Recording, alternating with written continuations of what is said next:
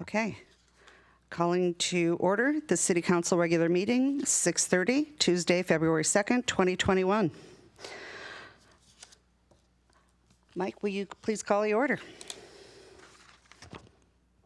Mayor Karen Moran. Here. Deputy Mayor Christy Malchow. Present. Councilmember Ken Gamblin. Present. Councilmember Chris Ross. Present. Councilmember Pamela Stewart. Here.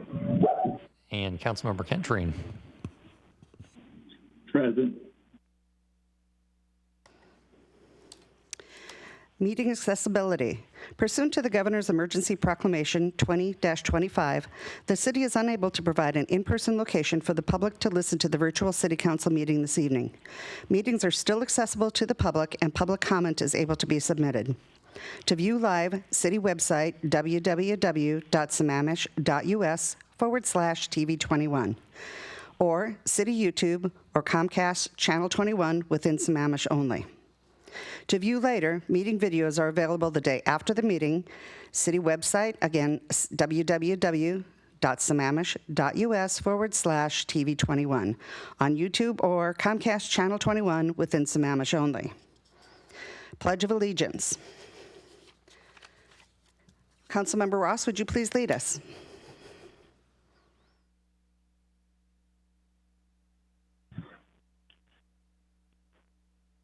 I pledge allegiance to the flag of the United States of America and to the republic for which it stands, one nation, under God, indivisible, with liberty and justice for all.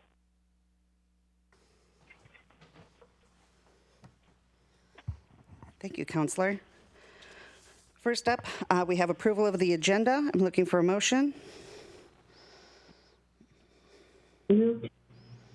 Okay, Deputy Mayor made a motion. I'm looking for second. Second. I believe that was Councilmember Gamblin. So I have a first and a second. Do I have any discussion?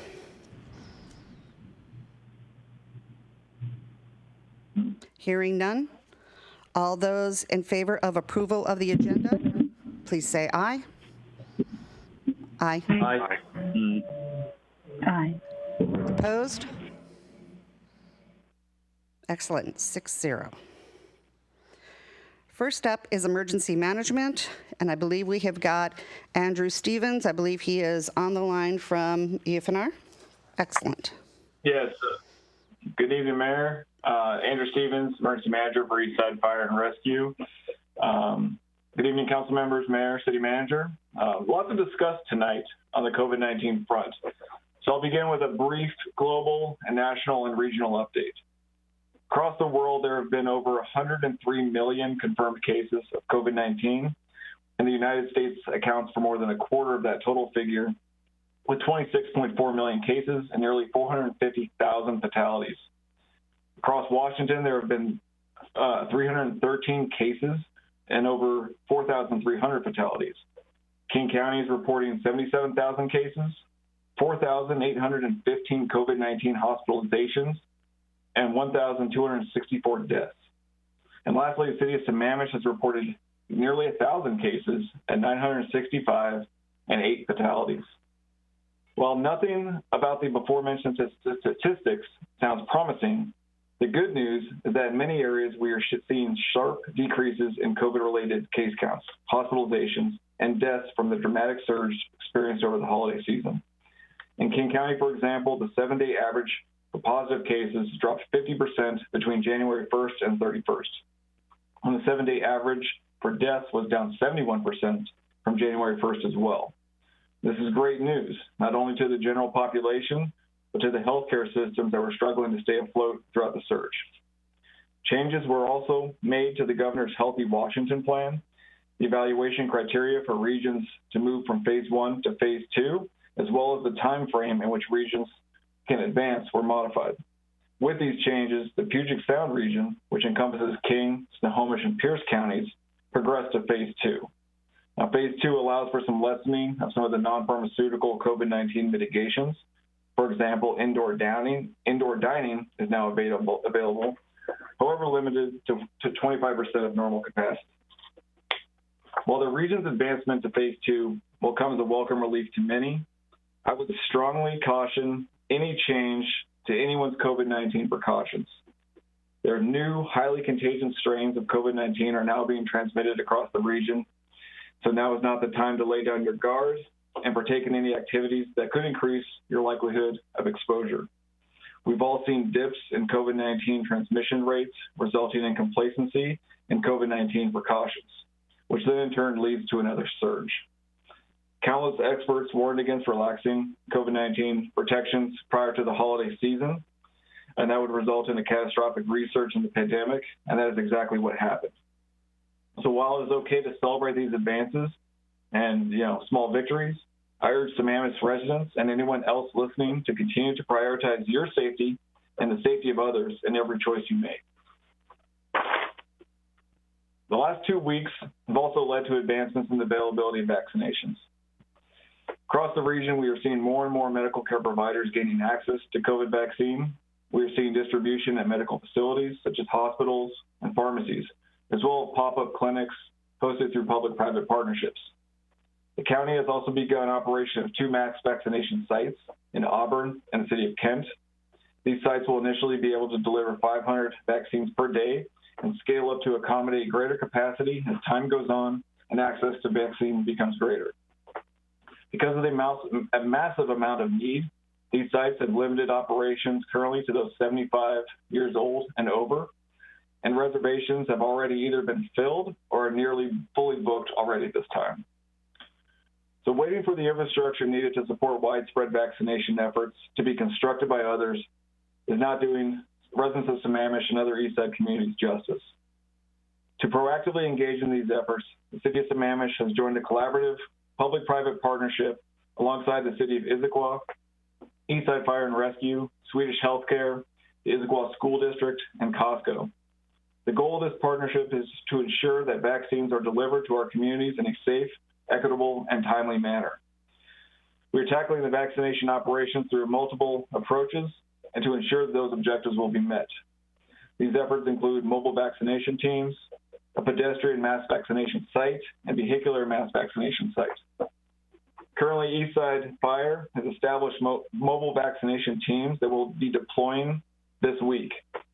EFR personnel have received training and the logistical and operational capability to deploy these teams to vulnerable populations within our communities.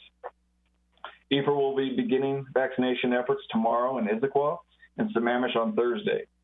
And currently, the teams are focusing on deploying to adult care facilities who have not been able to partner with a medical care provider such as a pharmacy for the in-house delivery of vaccines.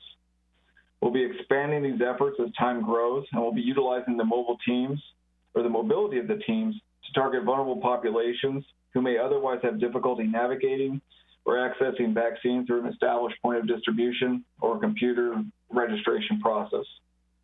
Human services personnel from each jurisdiction will be coordinating with these teams to identify and schedule a vaccine to deliver to the most vulnerable populations. The partnership is also in the operational planning phase of a pedestrian mass vaccination site capable of delivering hundreds of vaccines per day at the Issaquah High School. This effort is a massive undertaking, utilizing considerable personnel, volunteers, and resources provided by the Swedish healthcare system. Operational logistics planning is still underway. However, the task force is aiming to conduct a functional exercise at that location in the near future. And lastly, I have been tasked to oversee the development and operation of a long-term mass vaccination site. A drive-through operation was agreed upon by the partners to simplify the logistical strain required by the partnership and to provide for greater scalability as vaccine-eligible phases are opened. Our proposed strategy is to design a modular system capable of providing 500 reservation-based vaccines per every 2 lanes of throughput, based on the King County run mass vaccination site estimates. We are currently identifying the personnel and logistical needs for such operations, as well as conducting site visits for the potential point of dispensing locations. Our current objectives for standing this operation up is March 1, with the site potentially operational for many months to come. I'd like to reiterate to both the council and to the public listening that currently only the mobile vaccination teams have a dedicated source of COVID-19 vaccines. and even that is limited. However, the task force is operating under the assumption that we will be able to secure vaccine allocations from the state and King County once we have demonstrated our commitment and capability to deliver mass vaccinations to our residents. We must show that we have the infrastructure in place before we will ever stand a chance of obtaining the amount of vaccine required for such operations. This is no different from the response and recovery operations of more traditional disasters. And by definition, a disaster is when you have more problems than resources to deal with them. But eventually those resources come flooding in, and those tasked with managing the crisis better be ready to accept them. With COVID, our problem is the virus, and vaccines are the resource that are currently in high demand. 11 months ago, it was PPE.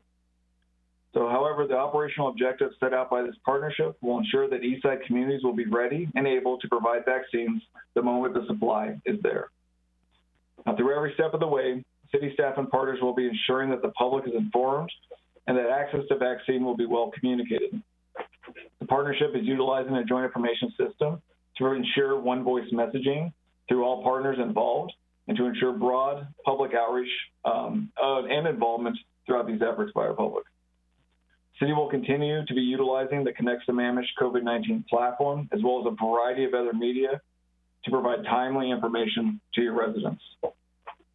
And regarding operational funding, vaccine-related operations are reimbursable to local governments through FEMA disaster assistance, and I will be designing these operations to best capture those eligible costs.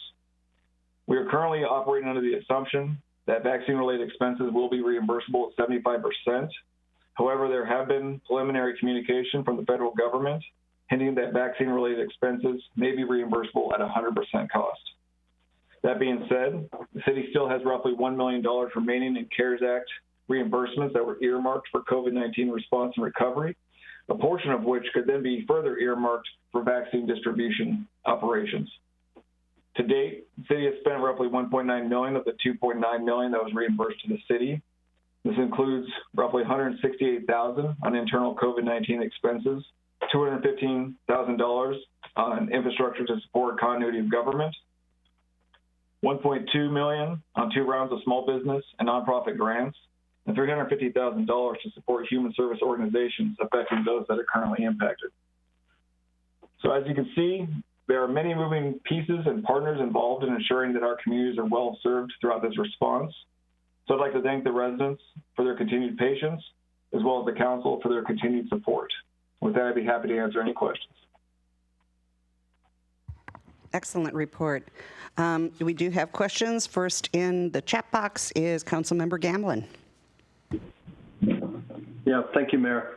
Andrew, thank you, as usual, a comprehensive and well thought out report on our current situation. I wonder if you could elaborate just slightly on the regional program that you are heading up. Is that, and I'm sorry if I missed this, is that an EFR-based program? And if it is, do you have any idea on volume of doses that is going to be available or where those vaccines will be given? Yeah, excellent question, Council Member. This is actually an initiative that was a collaboration through the partnership that we have. EFR is taking the lead at the request of the City of Sammamish and Issaquah to appoint myself to lead this one mass vaccination site. And we will look at building it at a modular capacity. So 2 lanes could support possibly 500 doses a day, and we could scale that up and base the operational planning based on 2, 4, 6. It's kind of going to be scalable based on the amount of populations servable by the phases that are eligible, as well as the doses we can get secured from the state and county. Okay, thank you, Andrew. Okay, next in the chat box is Deputy Mayor. Thank you. Hopefully I'm coming through clearly and keep getting poor network connection messages on my computer here. I did have a question. I know that there was an ask of the Issaquah City Council for $50,000 for this vaccination program. Might we anticipate an ask for the City of Sammamish for similar funds in denomination or maybe higher? Yeah, Yeah, excellent question, Deputy Mayor. There has been some preliminary discussions, and again, with the city of Issaquah, that was presented to them as a preliminary ask. I do not believe there's been any formal discussions yet. I know the chief and the city manager have had discussions, so I can punt this one over to the city manager as well for further comment. Thank you, Andrew. Preliminarily, when we're looking at about $1 million left, I'm going to recommend that we just earmark about $250,000 so that we have enough to take us through the duration. We're still trying to scope this out, and as soon as Andrew and the other partners have included a cost or calculated that, then we'll come back to you for a formal request. Okay, thanks. That's great. And Andrew, appreciate you being on these calls just for the council's edification as well as the general public. The mayor and I are participating in these meetings that include the city of Issaquah, representatives from Swedish Hospital, Costco, and the Issaquah School District as kind of a collaborative effort in terms of trying to get our public vaccinated. The hiccup at this point is, and it's all over the news, so this isn't any large revelation for anyone, is that we just need the doses in order to be able to distribute.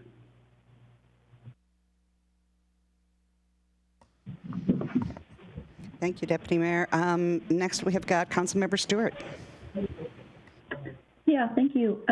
Just want to understand, how will we make sure that only the folks who are actually eligible will receive it? There have been a lot of reports of places where people are getting them kind of out of order. And I think, making sure that we get it to the most vulnerable folks first in a coordinated and fair way is key. I know you guys are worried about that, but how can we kind of share that with the public to make sure that they understand that we'll be able to do that? And then the other question is, I know that it's great that the city of Issaquah and others are collaborating, and Sammamish is collaborating as well on this. Will it be exclusive only to residents or people who fall into those categories? It'll be open to anyone on the east side who meets the criteria. Wonderful questions, Council Member. Some of that we're still going to be working out, but I can provide some insight right now. Regarding proof of eligibility, we'll most likely be utilizing the same tool that everyone else does through Penny's Finder. That provides some sort of confirmation that people can print off and then take to medical providers that they are eligible. For those that do not have access to computers, again, that's how we're going to be utilizing our human services reps through a variety of human service organization liaisons, such as Eastside Friends of Seniors, to be able to provide direct insight into those vulnerable populations. So that's why we've kind of requested each city provide a representative to help with the scheduling of the mobile vaccine teams, so we can target some of those most vulnerable populations who may have trouble navigating some of these complexities of the system. Now, regarding your second question, sorry, can you repeat the second question? Yeah, just in terms of, overall getting the vaccine out to the most vulnerable populations first. While this is a collaboration of Issaquah and Sammamish and some others, I would assume that if we are going to be an eligible site, that anyone who is eligible to receive the vaccine would be able to receive the vaccine from the site. You wouldn't have to have like a residential requirement on top of that. We just really want to get this distributed to the most vulnerable people as quickly as possible. Would that be an accurate statement? Yeah, I do believe at this time we are going to be trying to, not necessarily restrict it, but we are going to be trying to limit it to the east side communities that are both funding this operation and supporting it. You've seen this, at like the southern King County sites where you have to enter a specific zip code to be eligible. We're going to try to limit it to our geographic area because, yes, vaccines are in short demand, and I don't think we have the operational capacity. We're just one of many operations. The county will be continuing to step up mass vaccination efforts across the region, same with other counties as well. So it won't be a first-come, first-serve process. It won't be long queues that you might have seen at some sites. We will be working through the state's registration system, working with our healthcare partners to ensure that people are scheduled, and before they leave that site, they're also scheduled for their follow-up vaccine, because I know that's been a problem as well. Okay, so that may limit then, I would assume, the number of doses we may be able to get if we're going to limit who we're going to distribute that to, right? It is possible, but between our communities, I'd say, within the east side, we usually have over 100,000 people, and only a small percentage of them have been eligible for vaccines. So if we're only asking for 500 a day, we can continue those operations for quite some time. Excellent. Thanks, Andrew.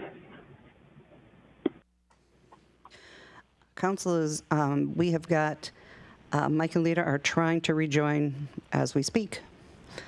Do we have anybody else who has got any more questions for Andrew?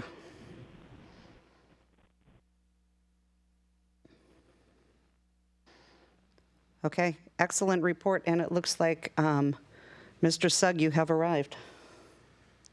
Thank you, Mayor. Okay, excellent report, Andrew. Thank you. Okay, next we have public comment. Pursuant to the Governor's Emergency Proclamation 20-25, the city is unable to provide an in-person location for the public to listen to the virtual city council meeting this evening. Meetings are still accessible to the public, and public comment is able to be submitted. Written comment. Written comment will be accepted until 5 p.m. on the day of the meeting. Submit your written comments by email to the city clerk at lhatchie@sammamish.us and the city council at citycouncil@sammamish.us. Verbal comment. Please listen closely tonight, folks, because we have made a couple of changes for verbal comment. Up to 3 minutes of verbal comment may be provided per person live during the meeting. Call the following number and input the access code when prompted by 6:30 p.m. the day of the meeting. Phone number is 1-571-317-3122. The access code is 929-348-197.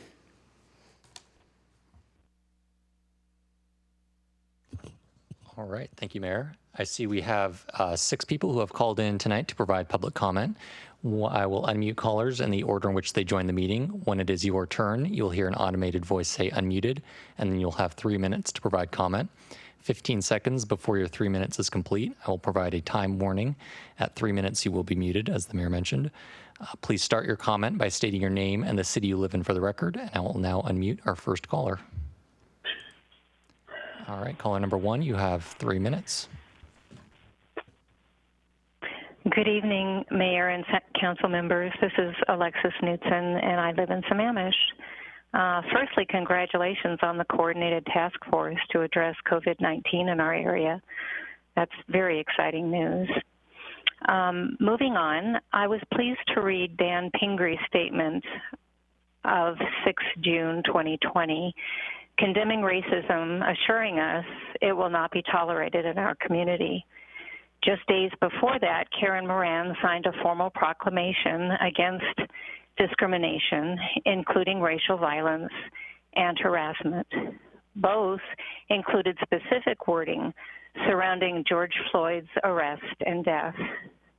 Sadly, similar reassurances after the violent and deadly January 6th attack on the Capitol and our elected officials were difficult to find. A brief entry on January 11th referred to, quote unquote, challenging times and, quote, standing together against hate and hate speech, instead of calling out the treason for what it was. I am left to wonder where our city leaders really stand. On January 27th, 2021, the acting Secretary of Homeland Security warned of heightened domestic terrorism threats from ideologically motivated extremists fueled by false narratives, including COVID-19 conspiracy theories. This is not a partisan issue. It concerns public safety, law enforcement, and the fabric of our society. Targets include lawmakers, government buildings, telecommunications, healthcare sectors, and ethnic minority groups. I expect that you, the council, are proactively identifying resources and conducting serious strategy sessions, detailing our city's response to various scenarios that even I could imagine. We cannot wait to be yet another cable news headline full of sound and fury, signifying nothing. Thank you so much for this opportunity to address the council.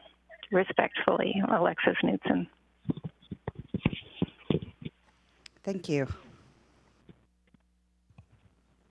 Okay, caller number 2, you're unmuted and you have 3 minutes.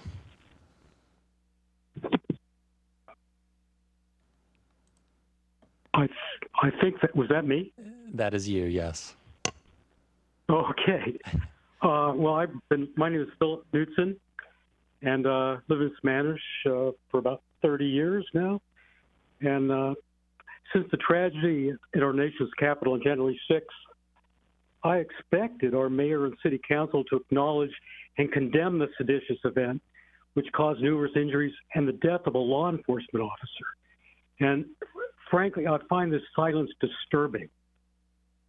The only statement I can find is from a January 11th talking about, quote, challenging times, and no condemnation of violence, sedition, and insurrection, just an abbreviated rehash of last June's proclamation declaring the city of Sammamish stands tough against discrimination. You know, that was after the death of George Floyd.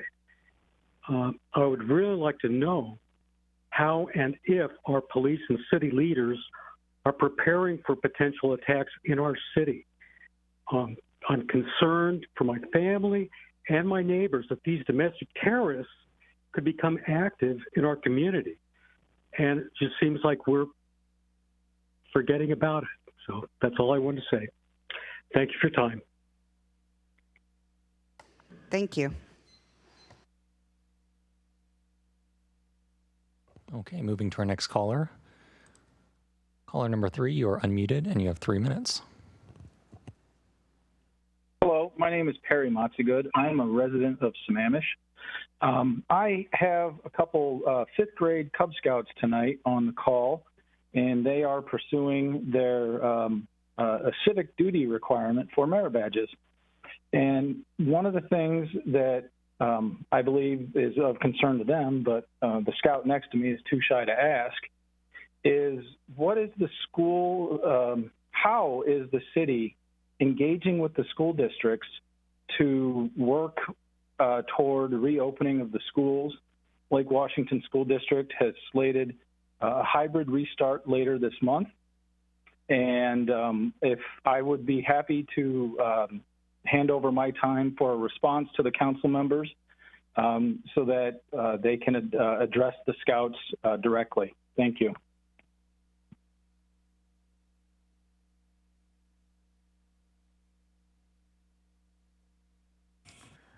The mayor has asked the city manager to give a response. We don't normally and customarily respond, but given this is Boy Scouts, I was a Boy Scout. The city is a separate form of government, boys, and the school district is also a separate governmental agency run by an elected board and appoints a superintendent. And they operate together from a regional standpoint of concern and sharing information, collaborating on those things that impact the city and impact the school district. But on the issue of reopening, that is strictly a school district matter. And I would recommend that you contact representatives of the school district, whether it's Issaquah or Lake Washington, and ask them maybe some of the processes they are going through with identification of those procedures to make it safe for children and safe for teachers, and what they plan on doing on opening up.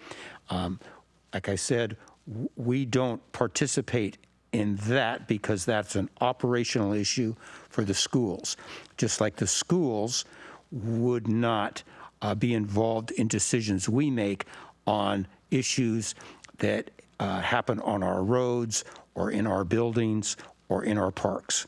I hope that's helpful. Thank you. And thank you and good luck on your merit badges. Yeah, and we've actually been working with a few Thank you groups. very much for the response. I'd also suggest that perhaps look online for each of the districts and see if they've got any public input into each one of the school board meetings. Thank you.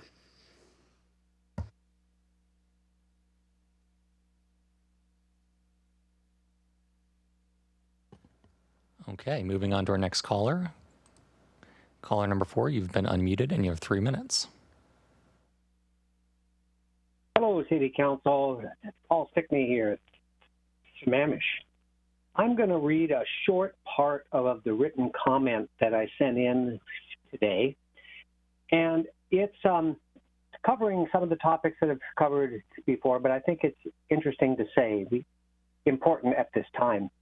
Over the last 20 years or so, there has been consensus in the community that housing and economic services are a little out of balance with the needs in our community now and for a long-term view.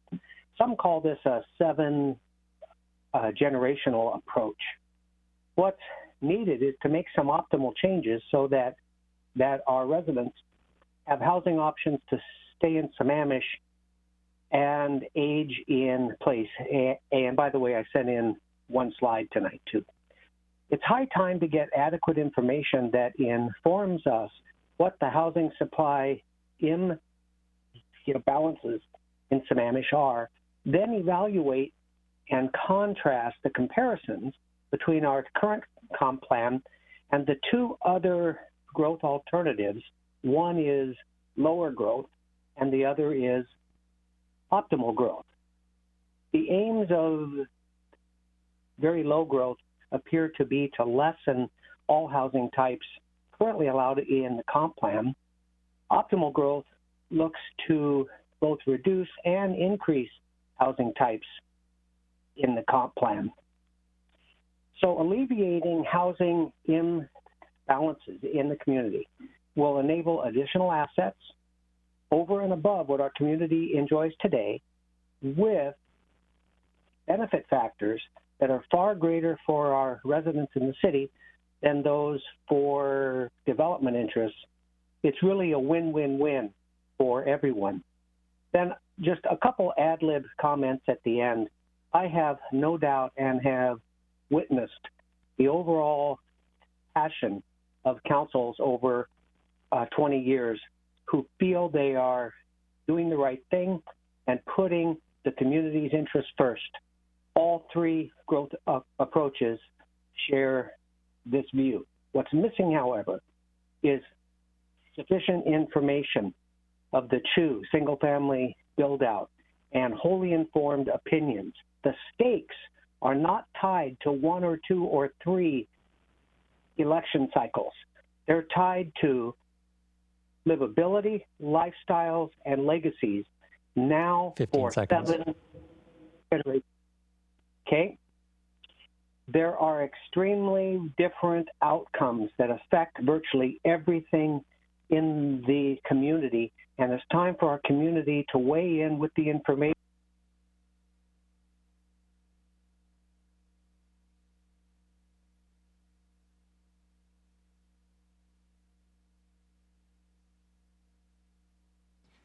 Just to reiterate our new rule tonight, we have a 3-minute limit on our public comment, and at 15 seconds before the public comment is complete, I will let the caller know that they only have 15 seconds remaining, and at 3 minutes, the caller is muted. So just a heads up for our remaining callers.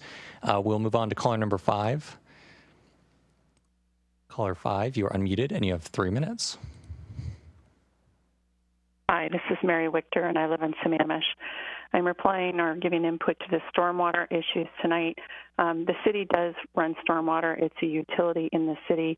You need to do maintenance, repairs, deal with issues, have capital projects, consider retrofit areas that don't have them, and there's basin planning. So whatever you do, I would like you to keep enough staff and budget to be able to do those, including doing, putting it on the 6-year CIP and funding it for the top #1 CIP project for Lewis Thompson Road tight line drainage, which was identified for the Zacus Basin Plan, which is an adopted plan.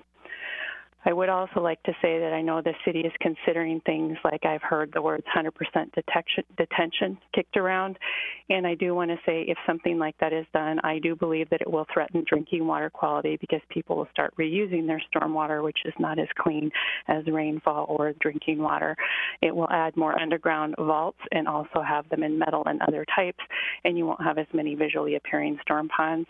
I believe it will kill trees over time, especially large ones, because they won't be getting the amount of water that they need, and this will also reduce recharge for streams and wetlands. There are some tour places you can go in the city to see those. If you're interested, you can contact me. I can let you know where I think you should look. I also did want to say that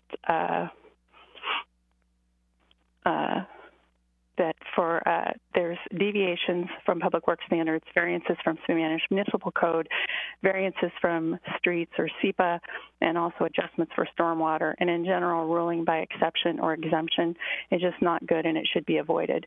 However, it can also offer flexibility and be necessary or sometimes even overall beneficial depending on the context and the project where it's used.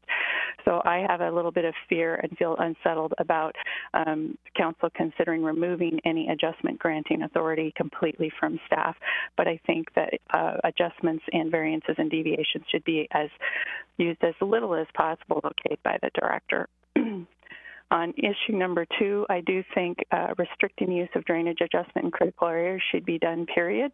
And if people are doing it later in the project, then they should have to undergo a very rigorous review and public noticing. So I was glad to see that. I hope you'll support it. We don't want people buying a lot, picking a house architecture, trying to do things, and then figuring out what to do later. It needs to be done up front. So everything under issue 1 in your packet tonight for administrative and procedural process to improve efforts for sustainability and getting things done right at the earliest possible stages in connection with conception and design, I think is important. Seconds. A lot of input's been given. So an ounce of prevention is worth a pound, and even literally tons of cure. It will help everybody, the builders, the neighborhoods, and the people and environment. Thank you.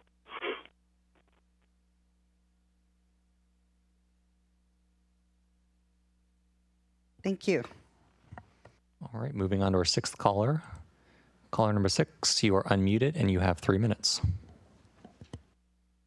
Hello, City Council members, and thank you again for your time. This is Aurora Merchant, and I do live here in the city of Sammamish. And I'm commenting on the same thing on the low impact development and the stormwater management. And I do think it's very important just to mention that we do ensure that there is a combination of the conditions that are placed in the land use permits, i.e. shoreline variances, within into the building permit conditions so that we can ensure that they are actually applied across the board. The time and review it takes to gain a variance from the shoreline management program requires extensive review and requires specific conditions prior to the recommendation to the DOE to be granted.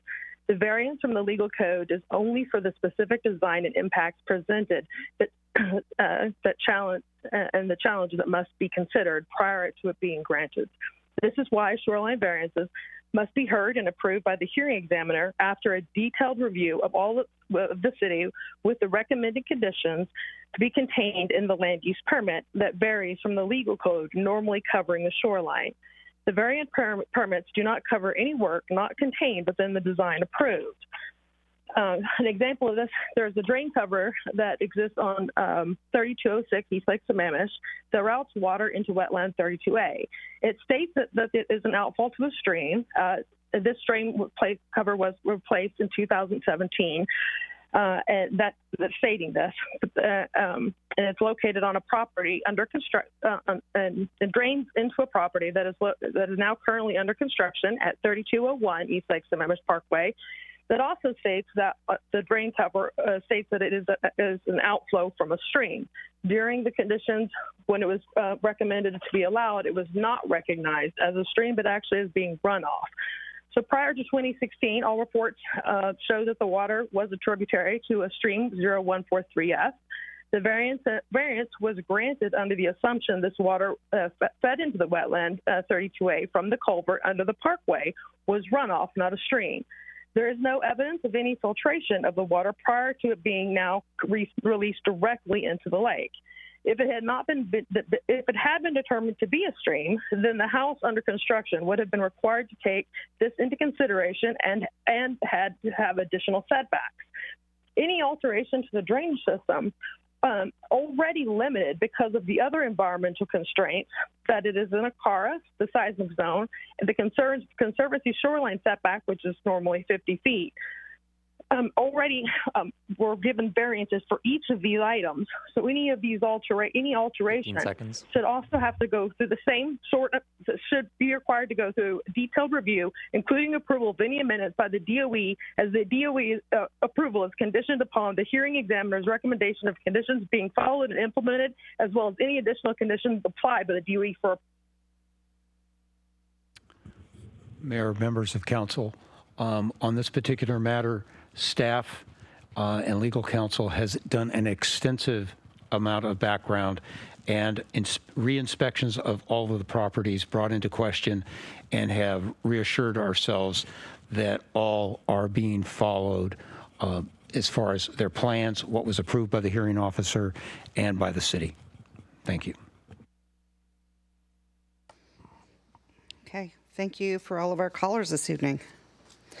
Okay, next up we have our executive session, and it is for collective bargaining pursuant to 42.30.140, parentheses 4, parentheses A, tentative, and to review the performance of a public employee pursuant to RCW 42.3110, parentheses 1, parentheses G, and 42.30.110, parentheses 1, parentheses I. And that is pending and potential litigation. Are we thinking 45 minutes? Okay, yeah, I'm going to say an hour. Okay, so let's figure we're back here at 8:15. All right, council, we'll see you on the other side. This is Tuesday, February 2nd, 2021. And we will be extending our executive session from 8:15 to 8:45. Again, extending executive session from 8:15 to 8:45 p.m. Thank you. We will be extending our executive session this evening till 9 p.m. Again, we will be extending executive session this evening until 9 p.m. Thank you. This is a continuation of Tuesday, February 2nd, 2021. Executive session. Again, we are extending executive session from 9 o'clock till 9:20 on the date of Tuesday, February 2nd, 2021. We are extending executive session from 9 o'clock to 9:20. Thank you. Mayor, we certainly are. Let's get going. We have a lot to do.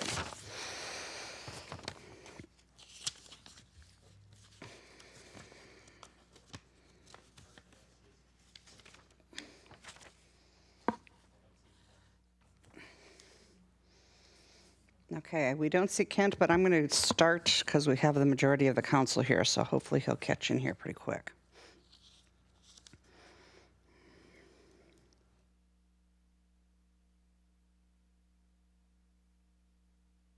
Yeah, let's see, Chris and Christy. Yeah, I see everybody else.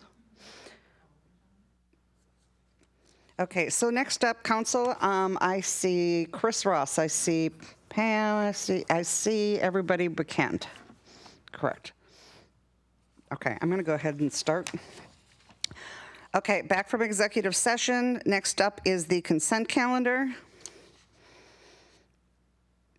And I'm looking for a motion. So moved. Do I hear a second? Second. Excellent. I have a first and a second. Do I have any discussion?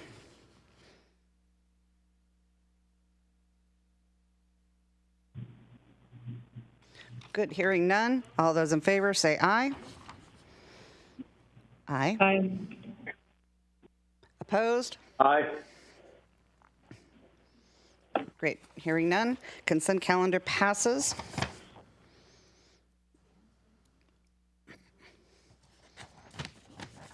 He's not back yet. Okay. Next we have presentations, proclamations. And Councilmember Ross, can you pull this up on your screen? Our proclamation tonight is the National Children's Dental Health Month.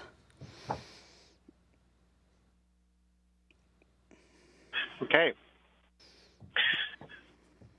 The future is, to a large measure, dependent on the good health of our children and families. And whereas good health can be achieved in part through good dental habits and oral health care learned early and reinforced throughout life, and whereas good oral health contributes to better nutrition, improved ability to concentrate, and improved school attendance, and whereas the City of Sammamish is dedicated to a strong commitment to all children in our community through many early childhood and school programs, and whereas National Children's Dental Health Month is celebrated each February in order to raise awareness about the importance of good oral health, and whereas in years past,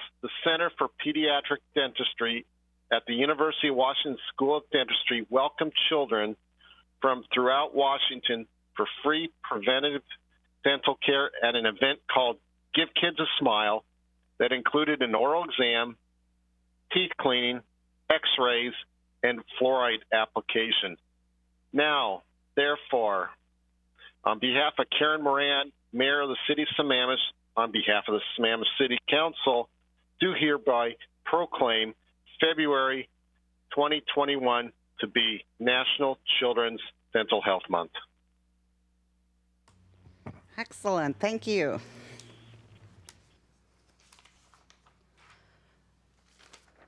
Okay, and I lost my part of my schedule here. Next up, I believe we are on to the Issaquah Falls City Road. Thank you, Mayor. This is Jeff Ellikish, Public Works Director. I got an echo here. Public Works Director. I wanted to give a status report on the change in scheduled opening of the bridge for Issaquah Falls City Road, Phase 1.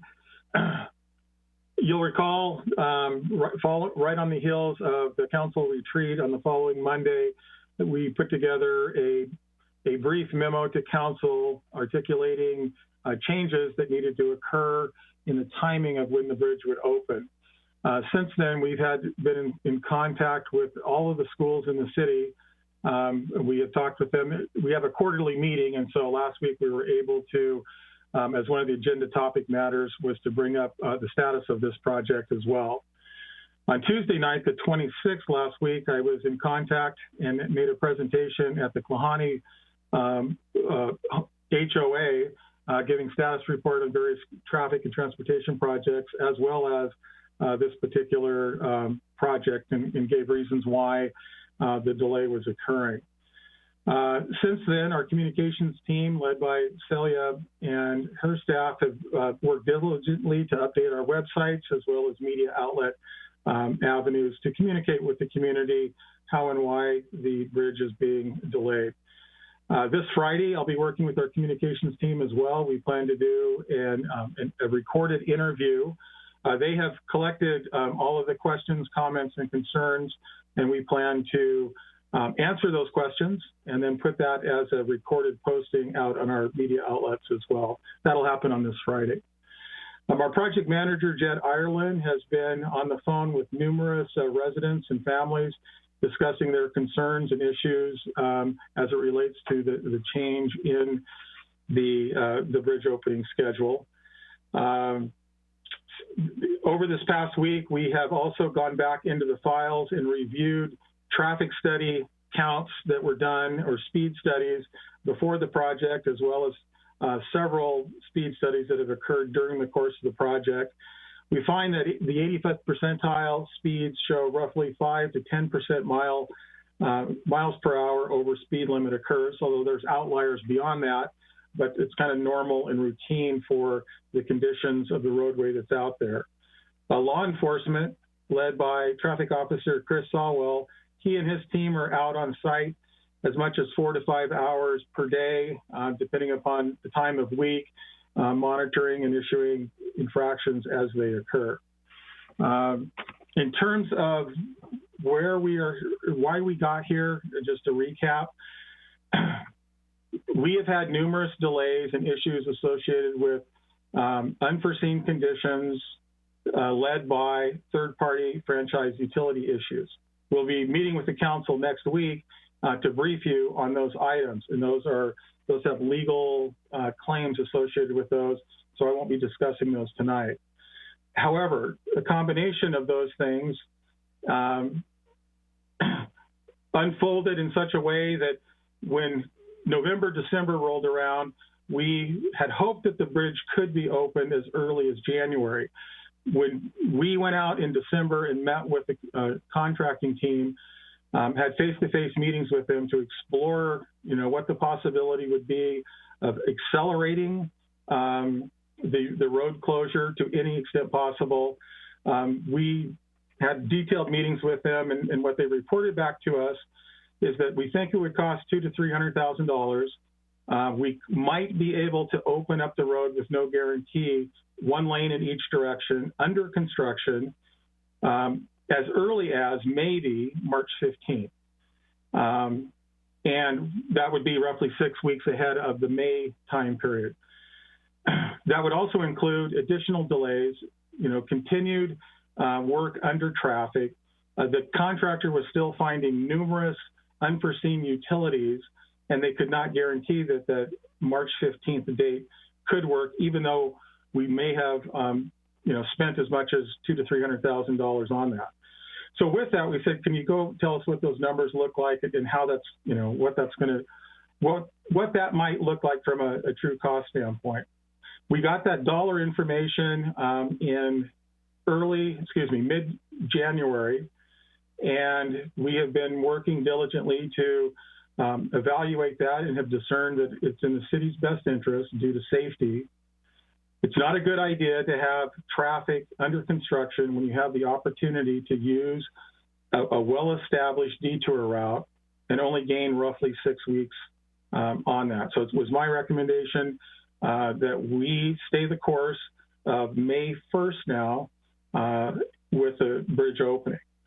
Unfortunately, and I apologize for this, to the community, we could have, articulated this much, much sooner. Early January, possibly, had we gotten information from the contractor, but that just did not play into the cards to getting that information to you any sooner than we did. So that's what I can report on at this point in time. I have Jed Ireland here, our project manager, who's open for questions. And I believe Traffic Officer Chris Saltel is on the line as well. Maybe not, I don't see his name, but he said he would be here if he could. Back to you, Mayor.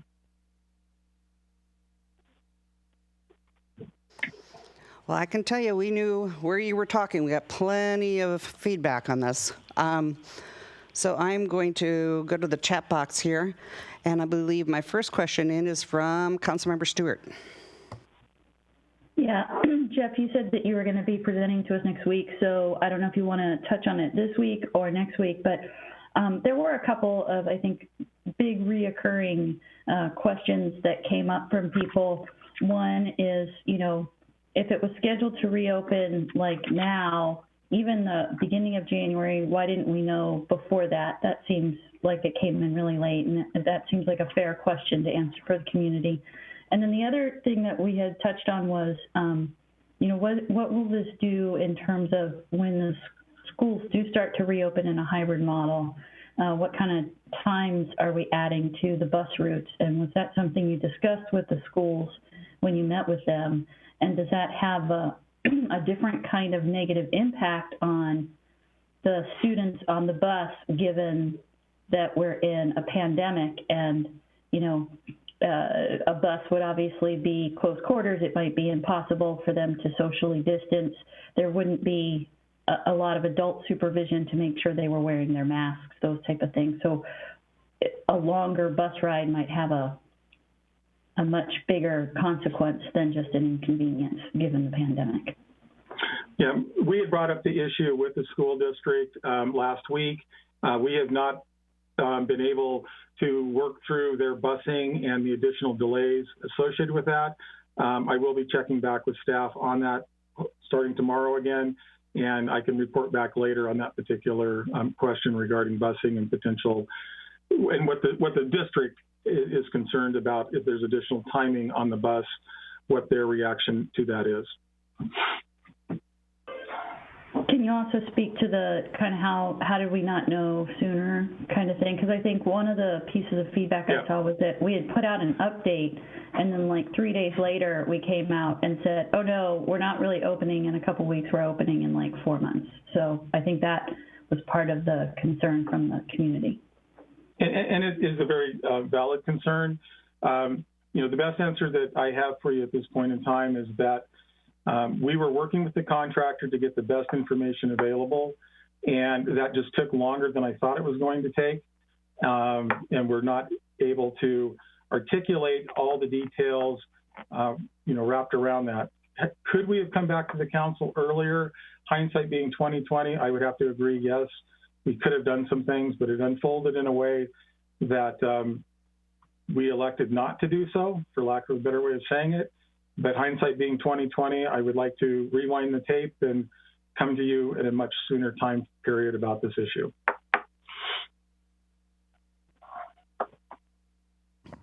Thanks, Jeff. Okay, Councilmember Gamblin. Yeah, thank you, Mayor. Hey, Jeff, good to see you. Thanks for that report and update.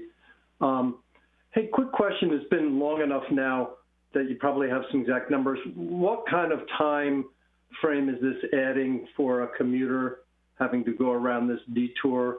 What's their net loss on time? Do you have any idea? I don't have that explicit number, but I'd be happy to look that up with our staff because we can generally calculate it pretty quickly, average time, average distance. But I don't have that number fresh to give you. But I'd love to. It's easy enough to calculate. I just don't have it in front of me. Yeah, if you could. I'm just interested when people are saying, you know, oh my God, it's another X amount of time. You know, actually, how much time per, you know, trip is it add to those folks? Would be nice to know. So. And what just to let you know, the simple version, what I'll do is I'll calculate the distance without the bridge to the same points and the distance with the bridge and just do an average speed calculation. And then I'll report that to all council members sometime later this week. That'd be great. Thank you so much, Jeff.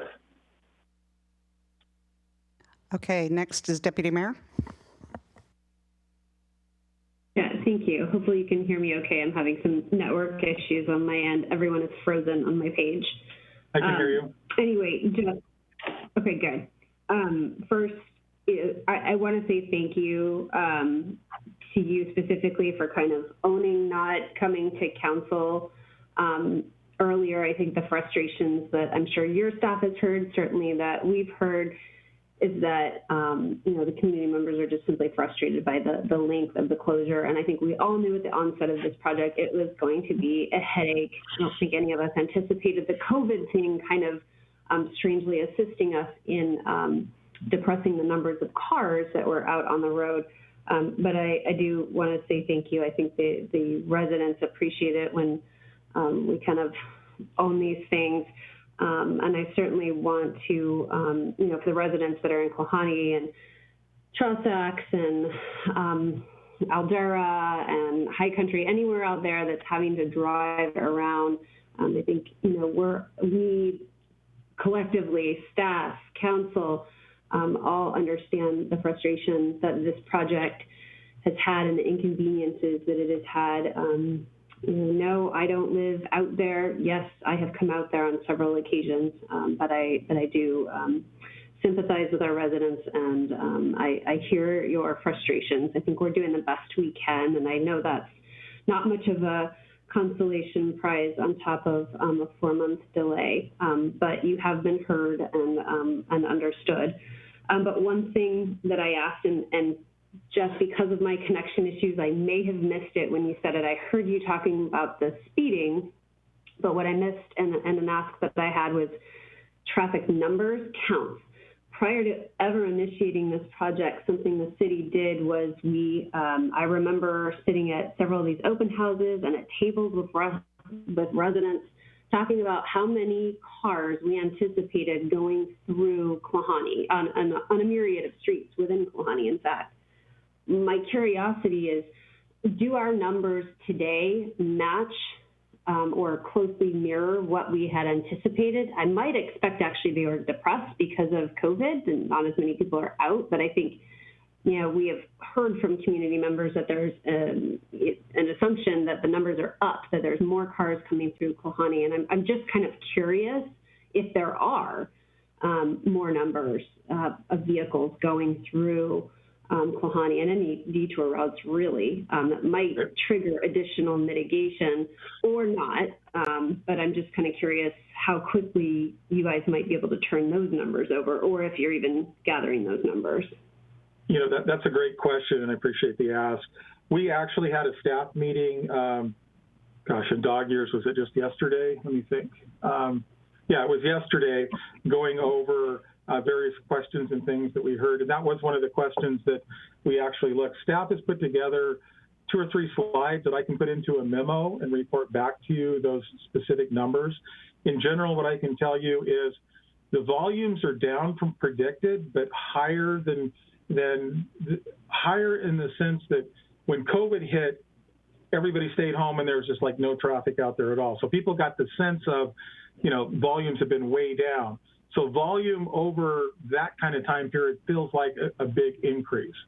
The volumes are pretty close to what we had forecasted as a whole percentage-wise.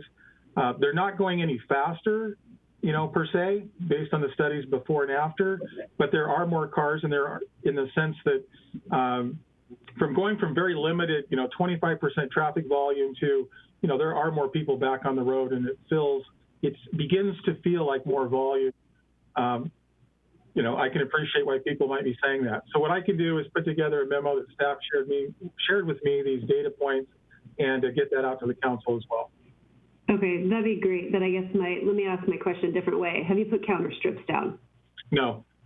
Okay, because that I think would give us the real data that I'm looking for.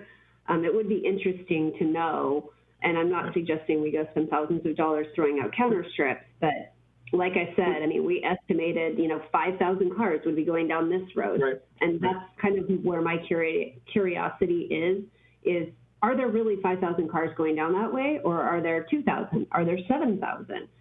Did we do our mitigations, accurately for this, scale of a project? That's a great question. The data that was provided was based on the intermittent traffic studies that were done due to complaints of speeding. We were able to pick up data volume points at periodic locations, but we had not gone out, at least not recently, and put out the counter strips that you're referring to. That piece of the puzzle has not been done yet.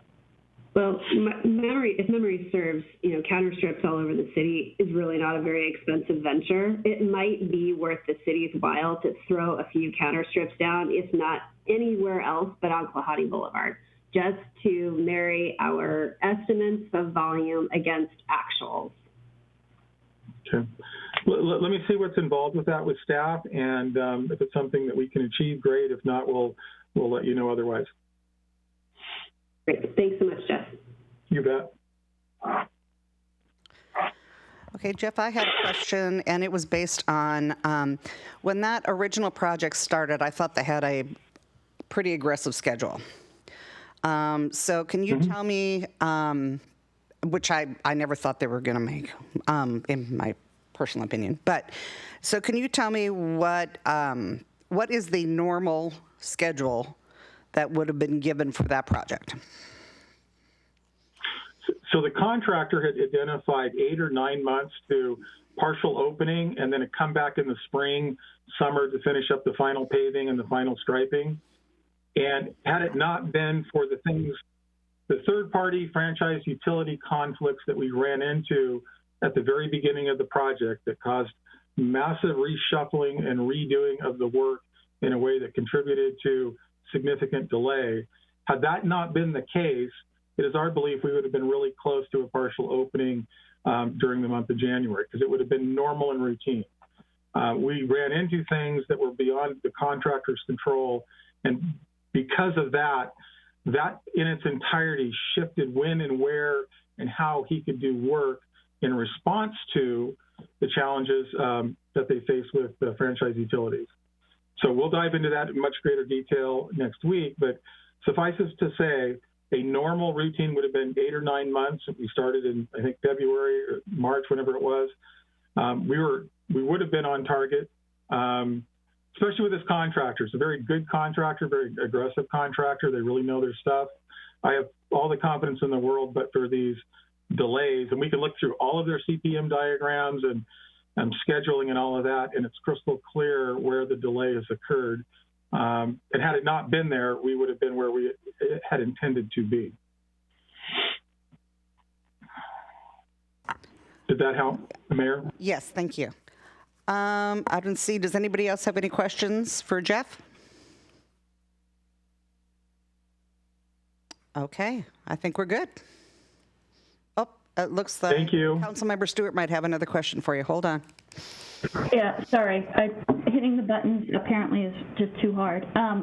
Sorry about that. Just, I know you mentioned that, it's your recommendation that we don't try to do this partial opening. I think it would be worthwhile to get more of those details, just because, again, I have seen comments and chatter from the community where their concern is we just say there are financial implications, and they really want to understand what decision points are we making, because we are talking about delaying this by 4 months for them, and I think it would be worthwhile to have more details about what those decision points are. If you could be maybe offline, send me explicitly the details that you're looking for, I will endeavor to answer those. Excellent, thank you. Okay, any other questions? Okay, I think that's it. Okay, so thank you, Mayor and City Council. Okay, thank you, Jeff. Okay, moving on to the next discussion, which is, I think that's going to be, who's that going to be? Jeff again? Okay. It is on. Yeah, I'll start it, and then I'm going to pass it on. Okay, it's on low impact development. Okay, thank you, Mayor and members of City Council. Tonight, Acting Deputy Public Works Director / Senior Stormwater Manager Danica Globakar and DCD Director David Pyle will be leading the presentation on this topic. Myself will be available and or others as need be, but I'm going to turn it over to them. They put together a PowerPoint presentation and discussion on this topic. So with that, Danica, David.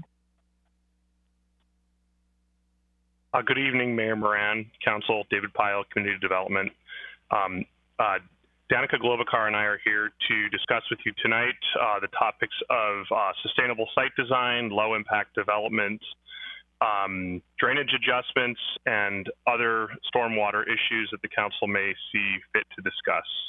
I'm going to share my screen now in an attempt to share a presentation. Just a second. So hopefully you can see the presentation at this point. Great. So again, welcome. Let's see.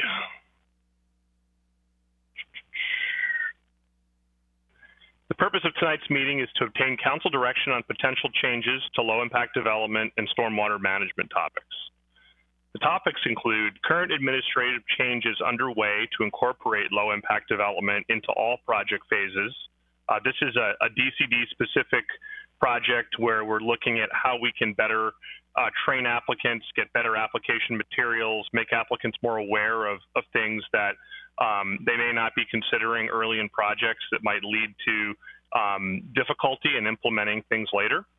The second topic is regarding amendment to the city's municipal code and whether we should take on targeted code amendments to restrict drainage adjustments in critical drainage areas and declare a declaration of intent for drainage adjustments early in the process, or if late in the process, require more process, I guess, more, I'm trying to think of the right word to use, more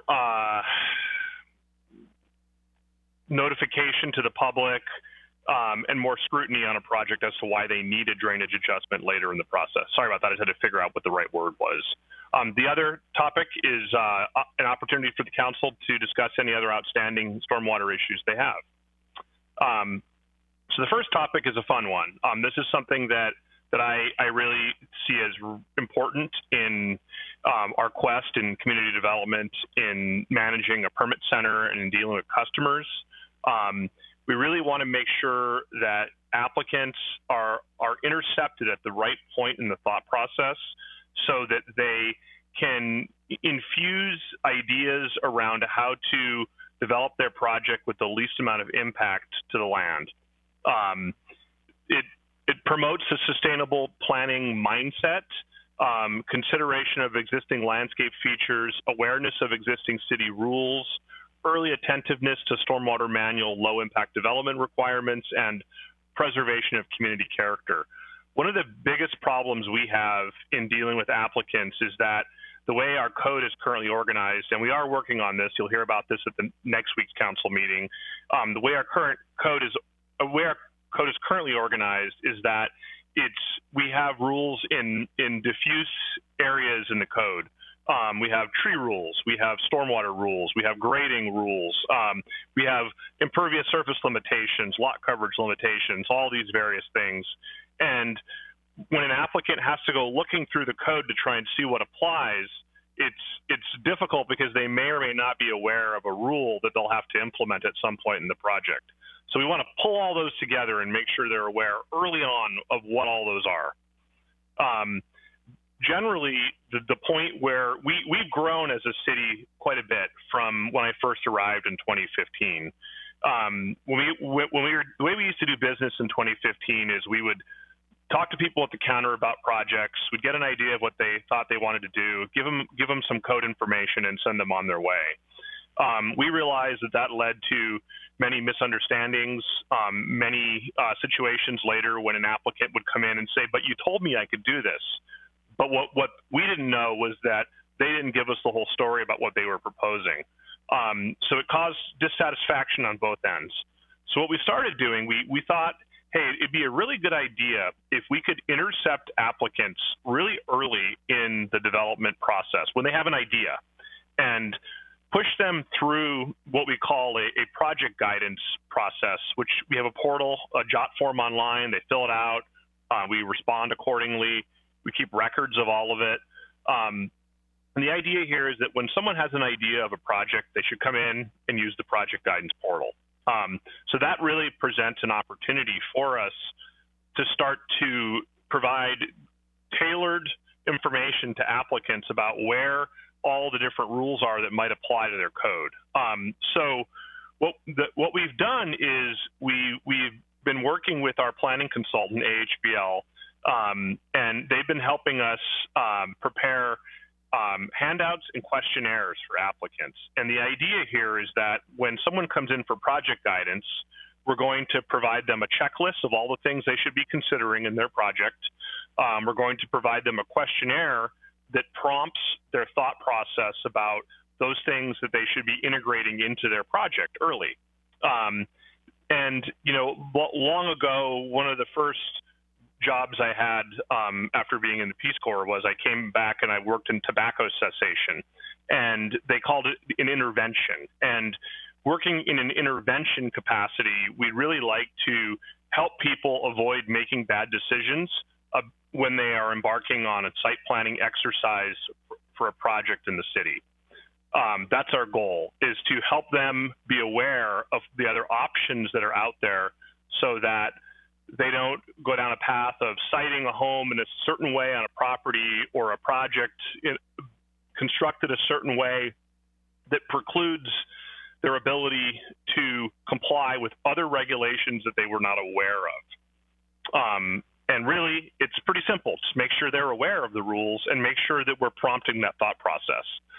So what you can see on this graphic are the steps that gets them ultimately to application submittal. The first step in the process is project guidance, and that's when we are able to intercept them early. They have a very coarse idea about what they want to do. Maybe they have a vacant lot they're considering building a new house on. Maybe they want to do an addition. Maybe they're a larger developer and they want to subdivide a property. What this does is it allows us to have some discussion with them, present a questionnaire, present a list of things they should be considering, a checklist of things to consider. The next point is the pre-development services point, and this is when someone has some very specific questions about a property or a rule set. This again presents an opportunity for us to provide this tailored feedback. All the way down to the pre-application phase, at this point, a project is usually pretty well thought out by an applicant. When they come in for a pre-application with the city, it means that they're pretty serious about applying for a permit or filing application for a project like a subdivision. So as each of these steps occurs, we have the ability to become a little more pointed with them about the things that they need to be doing. And it gives us opportunity to add questions to the questionnaire that's going out to them, add items that they should be considering, add submittal items that we want to see to demonstrate that they have actually put in the work, showing how they're going to be complying with all these rule sets. One of the most complex things I see the staff dealing with is a new single-family home on a vacant lot that has a septic system. And they're dealing with the placement of a home in a foundation. They're dealing with grading. They're dealing with tree retention. They're dealing with stormwater systems. They're dealing with a driveway. They're dealing with possibly a patio. They're dealing with a septic system and a drain field. And they have to figure out how to fit all that on a site. And if they're not really forward thinking about it from the beginning, thinking about all these different competing objectives, they're usually one of the rule sets is basically put at a point of tension, because they're saying, well, why do I have to meet that tree rule? Why do I have to meet that setback? I can't do that. I'm not able to do that. And the reality is that they just really were not aware of all the different rules and thinking how they work together. So that's really what the objective is here with sustainable site planning. Again, the objective is to make sure full consideration is being given to a wide range of options early in the applicant's thought process, so less impactful design doesn't come as an afterthought. How we do this is we intercept property owners, applicants, designers, architects, and engineers early when a project is still an idea, and infuse low-impact design principles. The other is to treat existing site features as assets and incorporate them into a design, as opposed to design that results in destruction. And how we do this is require applicants complete a site assessment and map their site's resource opportunities and constraints. We also work with the applicant to design the project to fit the site and take advantage of opportunities while limiting impact due to constraints. Again, pull together city rules. Here's a list of the rules that we find people don't always consider. And what we're trying to do, again, is to just make this front and center, make it accessible, make it available, and remind people about it when they are engaging the city.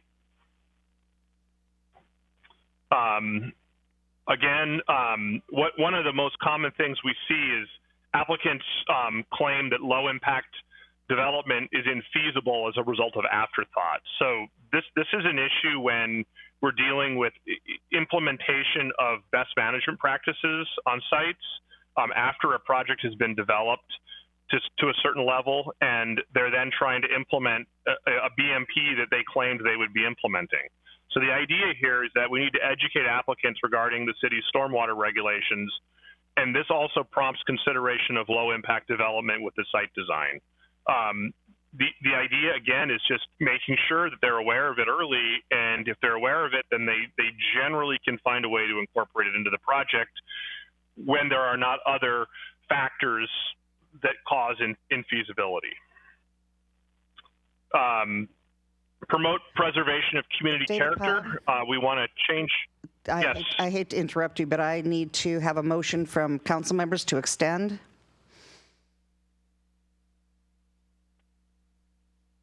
Or not. So moved. So moved. Second. Okay, I need a time. Do you want to extend till 11? 11. Okay. And who was my second? Hamlin, are you okay with 11? I seconded, Karen. Okay. All those in favor then, say aye. Aye. Aye. Okay. Any opposed? Excellent. Okay. Sorry to interrupt. Continue on. Thank you. No problem. And I'll try to get through this part pretty quickly because this is a simple one that we're already doing. I just want to make sure the council's aware of all the effort the staff is putting into trying to align applicants with our process and make sure they have the right information. Promotion of preservation of community character, change cultural practices around site design and construction, demonstrate that alternative methods of construction are feasible, and provide educational resources to applicants. So again, just trying to train them to make sure they're aware of the damage they can do to a community just with one home being built and how that affects people. So with that, are there any comments or questions? I do have a question in the chat box from Councilmember Gamblin. Yeah. So, David, I want to commend you. It's just this is really a movement in the right direction, and getting in front of this is just really helpful to the city and to anybody looking to do a construction business in the city. The question I had for you on this is application on this, and let me turn my camera on, I'm sorry. Question on this is the level of sophistication of the applicant. So I have some experience in the construction business. I think you're right on track when you're dealing with, as you mentioned, somebody building a single family home. Maybe they have a low level of sophistication. And so more information to them early that they don't know and realistically shouldn't know, or maybe couldn't know, extremely helpful, okay? The question I have for you is the high level of sophistication developer. So there's an assumption with this developer of a certain level of knowledge that they should possess going into this. Now, maybe each city's different, but they should have a fairly high level of sophistication and knowledge on how to apply these LID standards, what they mean and what we're looking for. If they don't know, they should know enough to ask how this is working.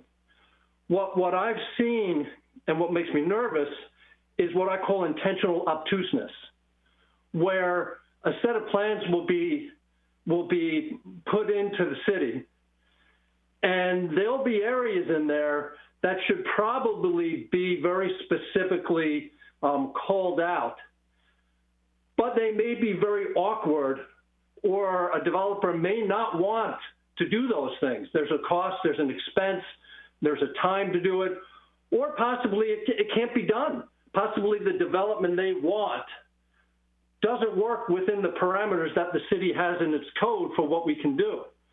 So when the developers put their plans in, that area is left unclear. Now it comes back to the city, not to tell them early on how to put it in their plans, but to be able to capture the fact that it's not in the plans. Because if these plans go through permit and this area is not clear, what happens, it gets to a certain point within construction and the city goes, whoa, hold on a minute. This is not what we thought. And they can say, well, it was unclear and we're already building, so now we need to keep going. So we need a variance or we need this. And what happens is damage is then done to the residents of the city in numerous different ways, whether that's to their wildlife, whether that's to their streams, whether that's to their stormwater, whether the downhill slope people are now getting flooded out. So my question to you is, and again, applauding what you're doing, giving this scenario of a very sophisticated person in development, and there's a lot of them out there, how is what you're doing going to lock in a very specific agreement, which is a permit? A permit's kind of an agreement. You're going to build this, and we give you permission. We're going to do it this way. We're going to inspect you, make sure it's done right. How is what you're doing making sure that we don't get to the point through construction where these points are unknown and a developer comes in and says, hey, you should have caught it. You should have told me. Now we're already building. It's too late to change, and I need some accommodation or I need a variance. So I know that's a lot. It's a long story, but I'm wondering if you have looked at that and addressed that and are aware of that. So that really is the fourth step here. And that's making sure that we have submittal requirements that account for how LID is incorporated, how they're dealing with all the other sets of rules that we have. And like you said, when they give us a plan that demonstrates compliance with the code, and granted, you know, it's a simple fact, we're human, we do miss things. And for anybody out there that's ever experienced that, I apologize. You know, we're trying to fine tune and calibrate our staff to make sure we're all aware of all the finite details of our codes, because they're complex, and we at times have to spend a lot of time explaining them to applicants. And so one of the things that we're looking at is, you know, we're pretty good at taking applications in, and we're pretty good at reviewing those applications. Again, not perfect, and pretty good at getting to the point of permit issuance. But one of the issues that we face is there's typically on projects, whether it's on the design side or the city permit review side, a permit team that does the engineering design, that does the plan review, the engineering review, that handles the paperwork, that does all that. Then when a permit's issued, on the building side and on the permit side, it's handed off to a whole nother team, which is the builders out in the field, the contractors that are building it, the inspectors at the city that are inspecting it. And those teams don't share office space. They're not regularly in as much contact as we'd like. So one of the things we're looking at with the development regs update phase 2, and you're going to hear about this next week, is trying to clean up that gap. And how do we bridge the gap and ensure that what gets out the door in permit is actually what is being built? And what assurances do we have that when it hits the ground and it's, you know, 3 months into construction and they come across a barrier of something that they didn't anticipate, that we stop the project, we think about what the solution should be, that we push it back through plan review, and we find a resolution? Or how do we deal with a builder whose construction crew generally knows the plan? I mean, I back when I used to do plan review and I used to do inspections years and years ago, I can't tell you the number of times I go out in the field and they didn't actually have the approved plan set on site and they were building. Like, well, what are you building? You don't know what you're building if you don't have the approved plans on site. So how do we fix those problems and ensure that all the builders on site, all the different subs, know what's happening? And what are the I guess the sticks that we carry that can help keep them in compliance, or the carrots, right? And so we're looking at things like having them bond for various things at the point of permit issuance. We're looking at amending our code compliance rules to allow for work stoppage. And in the community advisory group, we have builders, and the builders have told us, if you want to get their attention, stop their work. That's one way to keep them going, is they'll be very afraid of having their work stopped. So we're working on these things, and we're aware that there's, you know, various problems. The one that you raised, though, is I'd say a whole level more complex, because when you have a plan that's approved and you're under construction and something that wasn't anticipated is encountered, or something that was missed in the plan and they're building away, what do we do to remedy that? I need to put some thought into that. I can't answer that immediately. It's a complex thing, because when an applicant has a permit, like you say, that is like a license to build, and they are able to then proceed. And if they are stopped, then they'll file a claim against the city that there's some damage being done to them for being stopped, because they were doing what the city approved. But if we can show that they were not compliant with the code, that doesn't absolve them from compliance with the code. So there's a fine line, and there's a sort of a middle ground in there that I need to think about and probably talk to legal about.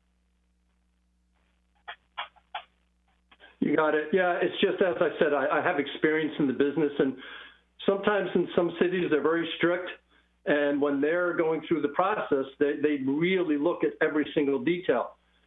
Some cities kind of do a dance with a developer, and they kind of say, hey, well, we're not going to be real specific on this. And then when it gets down to the concrete in the ground, it gets messy, it gets sloppy. And it very rarely goes to the direction of, well, you need to stop. It almost always goes to the direction of, oh, well, keep building. It's too late to do anything about it now. So my point is, I encourage you to be extremely diligent on the front end to make sure that those codes are being enforced zealously, because otherwise what happens is once that final stamp goes on the permit, you're done. Most of your ability to influence that job goes away, except what's on the plan. So anyway, I'll let it go at that. Thanks, David. Thank you. Councilmember Ross. Thank you. Hi, David. In this process diagram, you showed two gates that were optional. One's the project guidance and one's the pre-development services.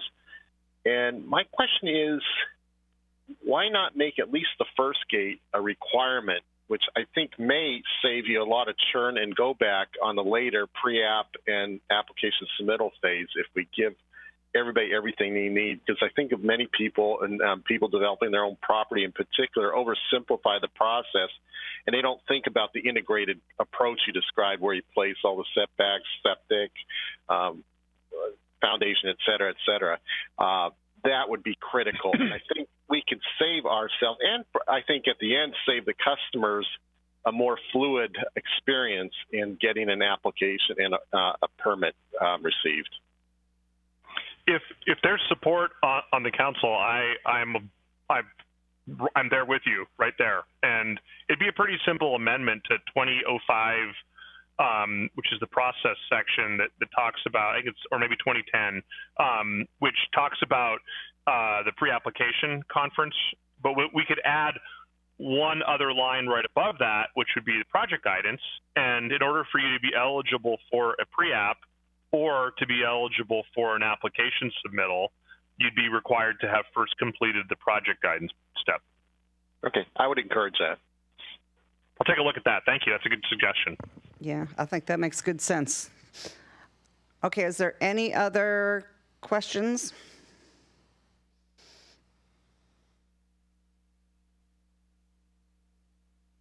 All right, moving on to the next. The next item, as previously identified for tonight, is restricting drainage adjustments in critical drainage areas. And for this one, I'm going to pass it off to Danica Globokar, but I'm going to be running the presentation in the background, so she'll be asking me to move the slide forward when needed. Thank you. Okay, I just want to do a quick audio check. Can you ever hear me? Give me a thumbs up. Okay, awesome. All right, thanks, David. Good evening, Mayor, Council, City Manager. My name is Danica Globokar with Public Works, and I'll be discussing what we've dubbed Part 2A of the possible stormwater management changes this evening. So whereas Part 1 was all about LID, Part 2 in its entirety pertains to drainage adjustments. And 2A specifically, what we have here, specifically requests your direction if you want staff to develop code that would prevent applicants in critical drainage areas from requesting drainage adjustments. And the objective of this change would be to protect the city's most vulnerable drainage areas, which are critical drainage areas, by requiring larger projects to strictly adhere to the drainage requirements in our drainage manual. So next slide there, David.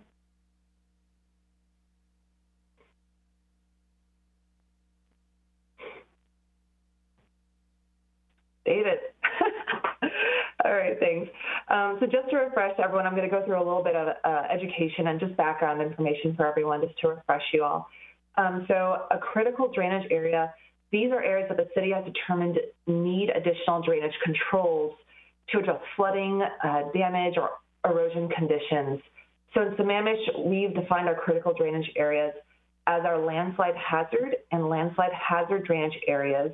Those are in orange, and they're mostly our steep slopes, as well as areas that drain to Pine and Beaver Lake in purple there you see.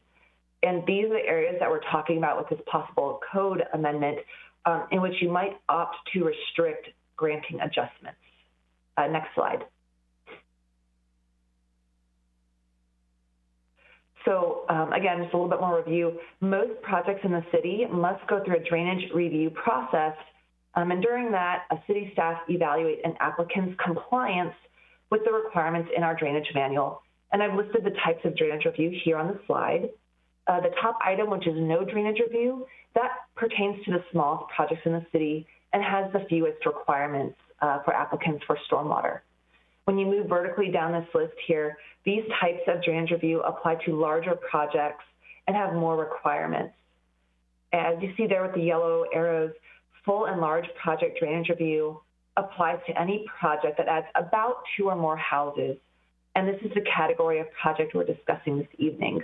And again, there's a lot of nuances with the manual. It's a very dense document. So I've kind of tried to simplify things as much as possible for decision-making purposes. And so these are rough orders of approximation, but there's a little bit more complexity. But these are good rules of thumb. So next slide, David.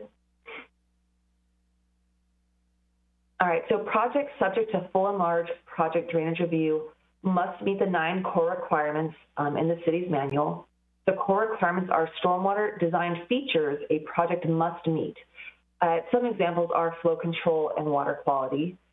And sometimes applicants request a drainage adjustment, which allows them to vary from the core requirements. When an applicant requests an adjustment, they have to propose a compensating and comparable alternative. It's not just a free ride where they don't have to do something. They have to do something. It just doesn't meet the manual definition necessarily. And the Public Works Director has the authority to approve adjustments and evaluates that alternative system the applicant proposes. All right, next slide. And one more, I want to discuss a nuance to the stormwater code just for transparency's sake. So if council decides to restrict adjustments in these critical drainage areas, exemptions to core requirements would still be allowed per our current code, our Sammamish Municipal Code. And an exemption, I want to be very clear, it's different from an adjustment. So whereas an adjustment allows an applicant to do something outside the realm of the drainage manual, an exemption is a manual specified criteria that exempts projects from having to meet that core requirement. So an example I have here is for core requirement 3, which is our flow control requirement. The manual actually exempts projects that create less than 5,000 square feet of new and replaced impervious surface from having to meet that core requirement and do flow control. And this actually makes intuitive sense, as you don't often have a stormwater vault or a pond for a single family home. So City Council in 2019, this is about October, I think, of 2019, recognized that the then broad exemptions were negatively impacting the community and amended SMC 1320-040 in late 2019. And those code amendments prohibited automatic exemptions in our critical drainage areas and gave authority to the director to approve exemptions only on a case-by-case basis and based on criteria specified in the code. And that's what staff use currently to evaluate if a project gets an exemption. It was council approved, and it's very transparent criteria that are in our code. So they're there for everyone to see. All right, next slide. So to conclude part 2A of the possible stormwater management changes tonight, council may choose to direct staff to develop code amendments so that applicants in critical drainage areas that are subject to full or large project drainage review must follow the city's adopted manual and do not request adjustments. And I note there exemptions could be granted still based on detailed criteria. Next slide. So the question I have and staff have for council is there a council majority that desires staff initiate the code amendment process to restrict the use of drainage adjustments in critical drainage areas? And I want to pause to get council feedback and direction on this one. Okay, we've got a few questions. First one is from Councilmember Treen. I don't have a question. I just have a comment, Madam Mayor. But so if the first issue is to move LID development to the front of the process so that anyone building in the city of Sammamish would know that we're going to take care of these items that were listed, one of them including stormwater, I'm in favor for that. Second part is this question, is the city council interested in amending the city's municipal code to restrict the use of drainage adjustments in critical drainage areas? So yes, I'm definitely for that, especially if you can move that to the front of the project. Am I fully aware as a council member and a homeowner who lives in a steep slope, landslide hazardous area, that on my project is going to cost me more money if I were to develop my property, if I even could develop my property? Would it cost me more money up front because I have to take into account what's going to go, where the stormwater is going to go? How do I save some of these trees? How do I develop this piece of property, or any property in the city is developed, so that it would protect the environment? If that's what you're trying to accomplish as a staff for the citizens and the residents to maintain the character of the city, I am all for it, 100% on board. The one thing I would add, Danica, or ask of you guys, is that I understand that this particular one is an ordinance that would be coming forward, would be, seems to be specifically for these critical drainage areas. And I think then the second step of that would be to say, how about our individual basins, stormwater basins, what might we do in those areas to protect our streams and rivers and our trees in those areas? And that may be another step we need to take. But if this is what you're proposing, I'm all for it. Thank you. And just one comment to that, Councilmember Treen. Later on in the presentation, under our item number 3 that David and I will be talking about, we speak to exactly what you just said, which is looking at those not critical areas, but basin-specific ideas for implementation. So we're going to get to that a little further in this presentation. Yeah, I'm in support of that as well. Thank you. So Councilmember Treen, does that mean you wanted to add to this as well for basins and streams? Well, that's going to be issue number 3, so. Okay. All right. Okay, so then. Yeah, thank you. No, go ahead. Finish up. I was just going to say, it seems like from the conversations that we've been having, and some of the conversations I've been having with staff, we're trying to protect the character of the city and protect the environment, and it's about clean air and clean water, and for my family, it's also, and for the residents here, it's about having safe food. And so we're a community that sits on the edge of the rural area. We're the boundary, and so we should be that transitional city that takes it from high density into the rural area. And the more of the protections that we can put in and conservation efforts we can put in to protect the environment for future generations, I'm all for it. So thank you. Okay, next I have Councilmember Stewart. Yeah, thank you. Yeah, so in terms of this one, I am fully on board, like 1,000%, like Councilmember Treen, with the protecting the environment. My concern, and I think Mary Wichter summed it up pretty well, is that by not allowing you guys, the experts, some ability to make reasonable decisions, we will sometimes force people to do things that are actually worse for the environment because they have no alternatives in how they meet our code. And I think that's where, obviously any adjustments should be few and far between. They should be only when there's no other, better alternative. But I think that's why we came up with some of the decisions we made last year or 2 years ago when we did that, which is we realized, and I think we used an example around Beaver Lake where the way the code had been written, if the couple who was developing that property, if they had followed the code as it was written strictly and there was no room for us to do something smarter, they actually would have done far more damage to the environment in trying to meet our code than by having a way to do it better. And so if there are amendments we can make to clarify that, we want to protect the environment, but not tie your hands completely so that for those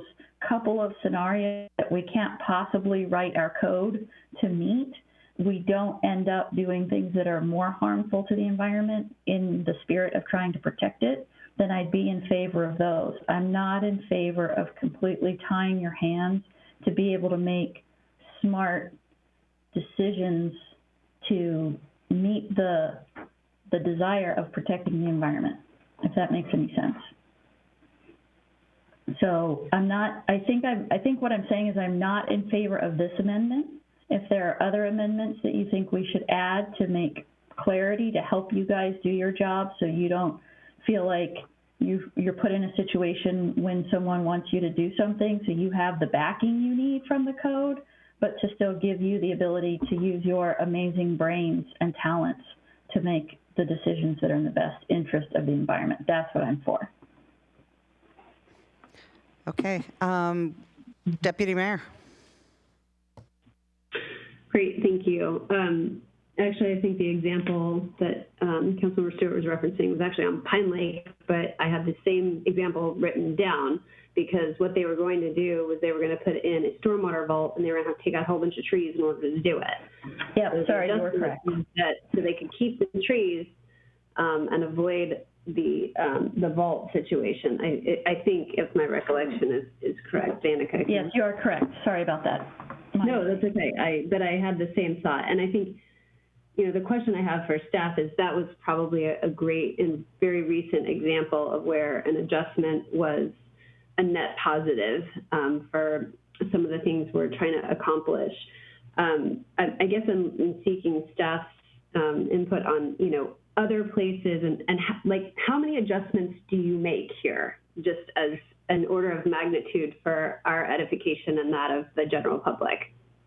We've probably, in the 4 years I've been here, we've probably approved maybe 15 or 16. Like that's an order of magnitude, plus or minus a couple.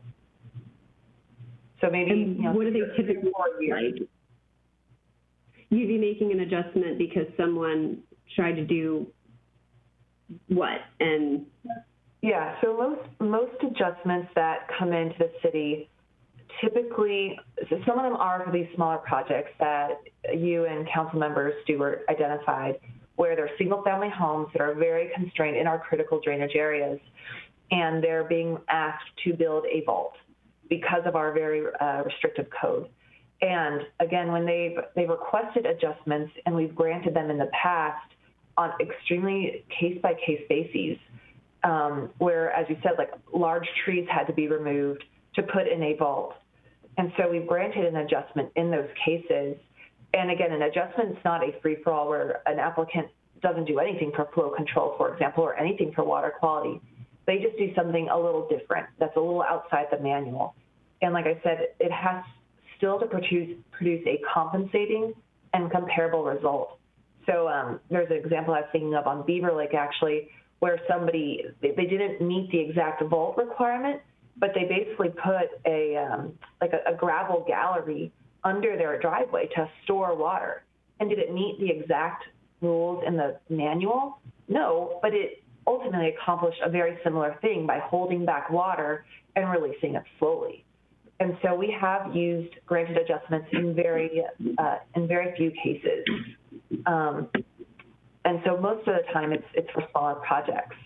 Another example of an adjustment that's coming to mind that I've seen a couple times requested, and oftentimes we as staff do push back, is when a developer might come in for a multifamily, a short plat or a long plat, and they request for water quality, rather than putting in a manual required sand filter that takes up a lot of space and might reduce their number of lots by one, they will instead ask to put in a smaller facility, we call it a storm filter. And it's a much smaller footprint and would allow the developer to put on an extra house potentially onto a lot.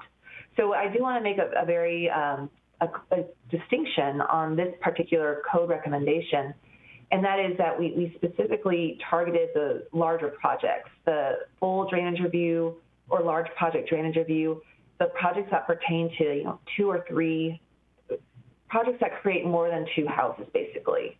So this would not pertain to the single-family homeowner that's trying to put in like a modest single-family house. This really targets the larger developers. And so that's what staff is bringing forward. I hope that answers your question.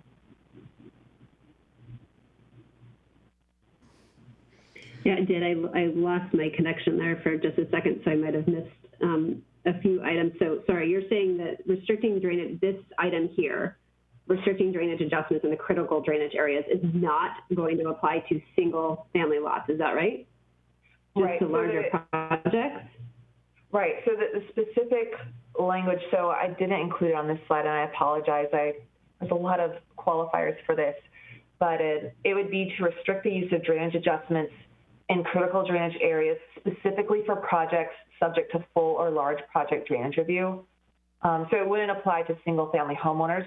Council could choose to direct staff to do that, but staff is recommending targeting specifically, the full and large projects. So projects that put 2 or more houses onto, or create 2 or more new houses.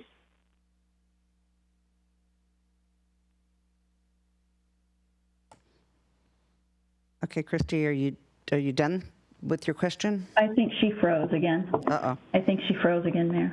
Okay, I'm going to continue on first round.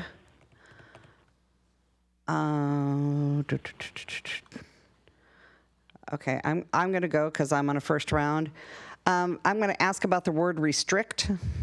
So it says restrict, it doesn't say deny. So I'm going to assume that still leaves you with some ability to make those necessary for what is better for a project if you run across something like a Pine Lake situation.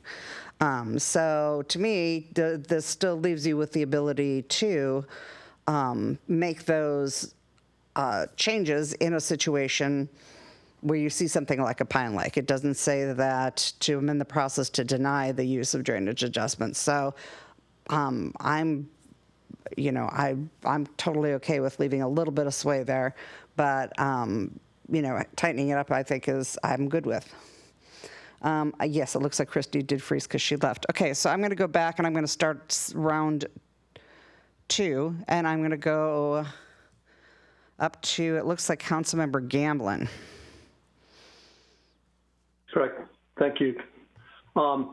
So in my opinion, what we're trying to accomplish, or what I perceive as we're trying to accomplish, is that we're not giving away the store. We're not having a city official give them the ability to change code or give away what they're not supposed to give away, make allowances where they're not supposed to or wouldn't be positive for the city. So I think the way that you have a happy medium here, instead of locking it down tight, you lock it down, and the only way that you go ahead and make a change or make an exception is to do that with transparency. So if you really feel the need and see a great ability to do good for the city by stepping outside of the specified code, then the way that that's done is in public. So nothing's done, no changes are made, no exceptions are made without making it public. So it has to be brought either in front of the public or it's brought in front of the council so that those, as I think you said, Danica, 15 or 16 times, it's not excessive at all to have it appear on the agenda and say, here's the exception we're looking to make. This is how we're justifying it. And that makes sure that everything's transparent.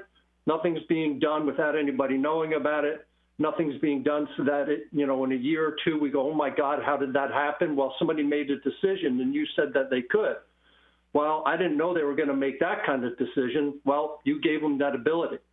So I would like to suggest that if we leave some wiggle room so that staff can say, hey, here's a greater good that we'd like to do, put it in front of a public venue somehow so that everybody knows what's going on and it's clear and transparent. So I don't know whether you can look at something like that.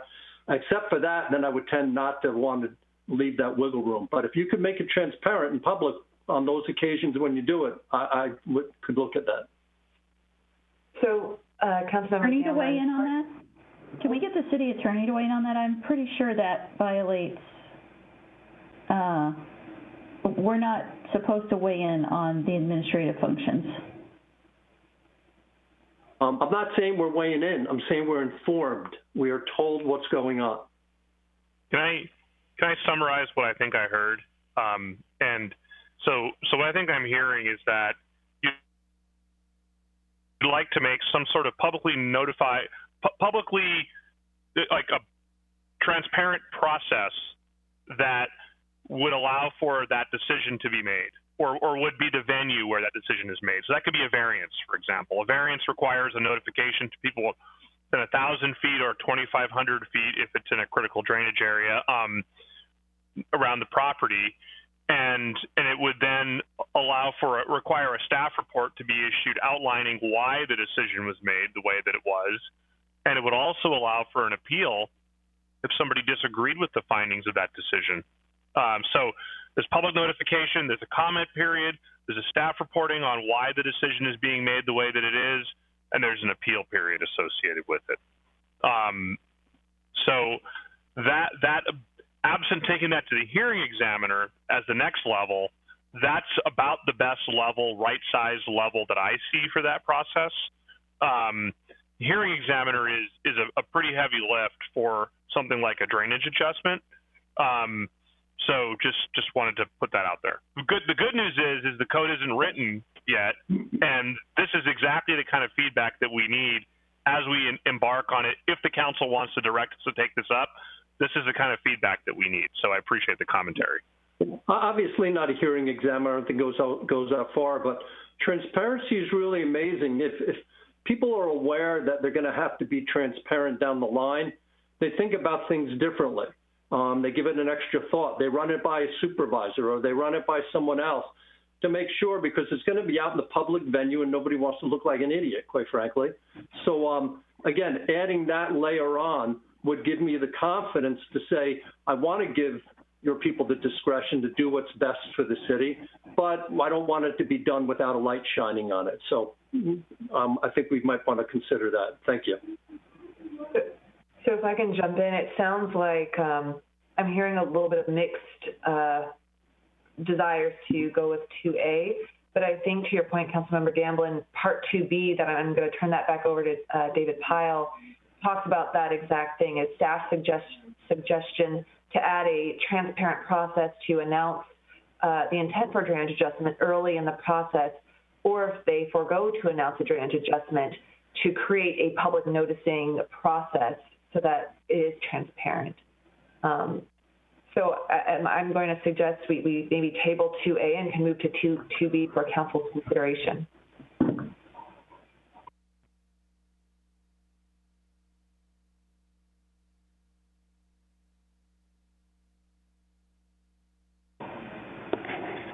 Sorry, I'm managing 3 screens here at my desk, so I have to make sure the cursor's on the right screen to advance the slide. The second, or I guess item 2B on the agenda tonight is adding a public process for drainage adjustments. So exactly what Councilmember Gamblin was asking about. And the objective here is to ensure use of drainage adjustments is declared early in the process and does not present an easier path than design that complies with the city's drainage requirements. And how we would do this is amend the code to require early declaration for projects where drainage adjustments are proposed and deter adjustment requests received late in the process by changes to the process itself. And the issue here is that, this could be for a single family home, a short subdivision, a subdivision, a larger commercial project, and the objective is really to make sure that an applicant has thought through how the drainage rules apply to their project early in the process. And the idea also is that that an applicant won't come back late in the design process and say, hey, now that I've put my home where I want it to go, and now that all these other things were an afterthought, which is what we were talking about in the first part of this presentation tonight, is that we're trying to avoid the scenario at all, by doing all these things. But the one that we're really afraid of is that where applicants come in the door with an application and they show generally how they're complying. We get through the whole review process, and at the very end, we have one last correction for them, and that is, apply the drainage manual, incorporate a certain feature or do something that's required. And they say, well, I can't because the way I'd have to move the building, or I can't because the grading doesn't work that way, and I have to grade it this way because of the way the building is placed. And what we're trying to get around is, there's a question where to the applicant that goes out to the applicant that basically is, you need to redesign it to meet our code. And they come back and say, well, wasn't there some way I can get some sort of an adjustment so I don't have to meet the code, so I can do something different? And I think the issue there is that it's easier for them to ask for an adjustment at that point in the process than it is for them to invest in making design changes to the project that are costly and take time. So what happens is they get through this whole design process, they realize there's something that they can't accommodate, and they ask us then to adjust our rules to allow the project to proceed. And that's not a position that we want to be in.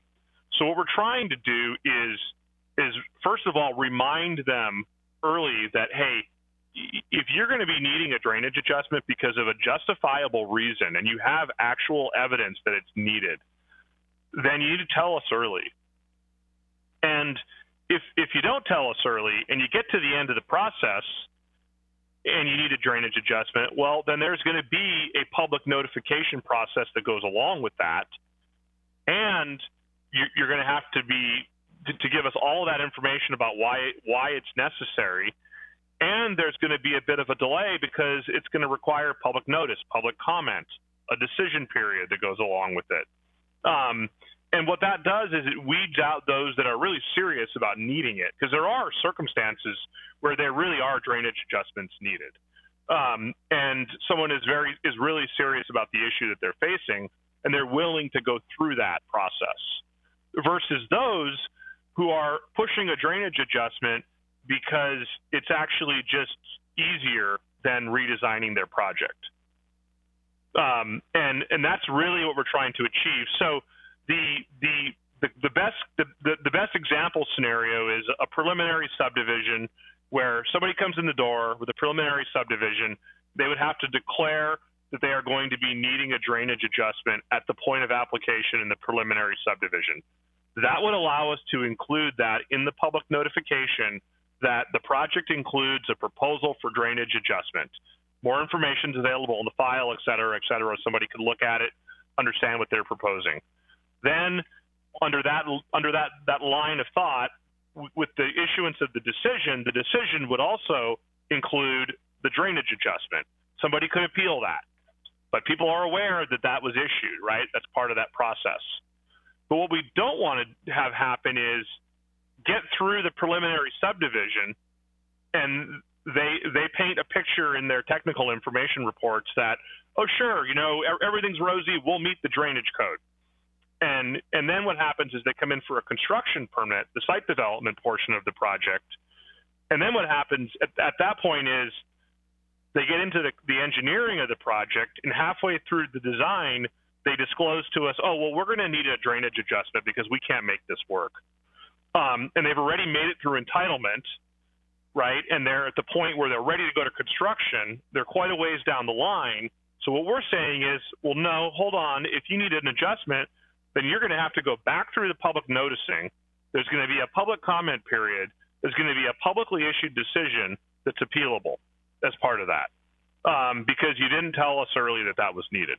So what we're trying to do is to weed out those that are serious about it. We're trying to make sure that we're transparent to the community around the project of what's happening, and make sure that, one of the benefits of public notification and public comment is we learn things about the environment and about the neighborhood and about real life experiences that people have had with these resource areas and some of the stuff we didn't know about. So we're able then to take that into account when we're processing an adjustment, because people's real life information, it's there's a term for it, I can't remember what it is offhand, but there's a certain kind of information you receive from the community that's really valuable in that decision-making process. So that's the proposal here.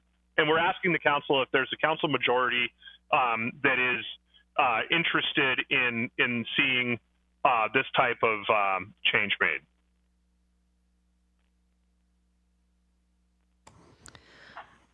Councilmember Stewart? Yeah, thank you, David. I think this seems much better. A couple of questions. One, I love the idea, obviously, of pushing this, this process further up, right? We call it, shift left, right? Shift these things left on that timeline so that you catch things earlier. I love the idea of the public notification. I do love the idea, I don't like to call it wiggle room. I love the idea of allowing smart decisions to be made where we can't always write code that covers every situation. And the reason I keep coming back to that is that I just feel like sometimes, just like you said, you get information from the neighborhood that, informs you and you learn things. I think sometimes, people may come up with some good ideas, and if they're better for the environment, and what if they do cost less? That's not a bad thing, as long as they meet or exceed the environmental protections that are intended. So I like that. The one thing I would say, and I don't think we need to decide it here, is obviously just work with Lisa on that process of, commenting and appeals to make sure that, how do we work those things out? I don't want to put us in a situation where we get caught up in some weird legal things, right? So making sure that that public notification and that appeals process, if we're not going to have a hearing examiner to adjudicate that, how do we decide those things? But I'm sure that you guys can work with legal on how to work all that out. But I do love the idea of it being shifted left and being a public process. I think that's great. And I think that kind of meets everybody's desires. We protect the environment, but we still can make smart decisions because you're smart people. Deputy Mayor. Thank you.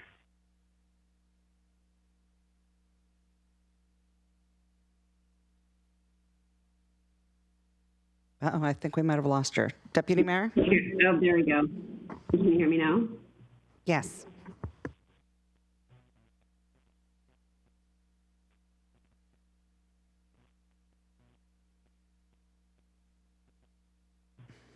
Okay. I don't know why I'm having difficulties here on my network, but I have a poor network connection thing constantly running there. I won't even let me unmute. So I really appreciate this, this one I think is far more appropriate, giving, anyone who could potentially be impacted by a drainage adjustment the opportunity to comment and then appeal the, decision potentially. But I do have a question. How often are we seeing projects that well into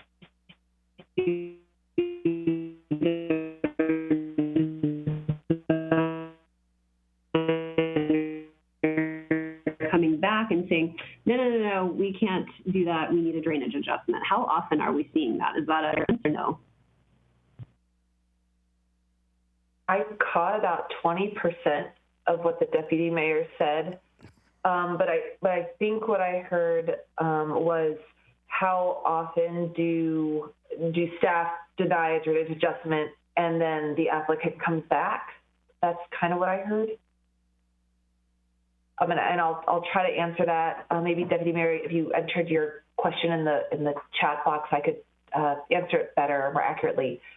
But again, this is more anecdotal, just because I don't keep records. I actually do have records. I could grab this. But like I said, we've probably approved 15 or 16 drainage adjustments in the last 4 years, and we've had at least 50 to 100% more than that request. So we've probably had 20 to 30 requests for drainage adjustments in that same time period.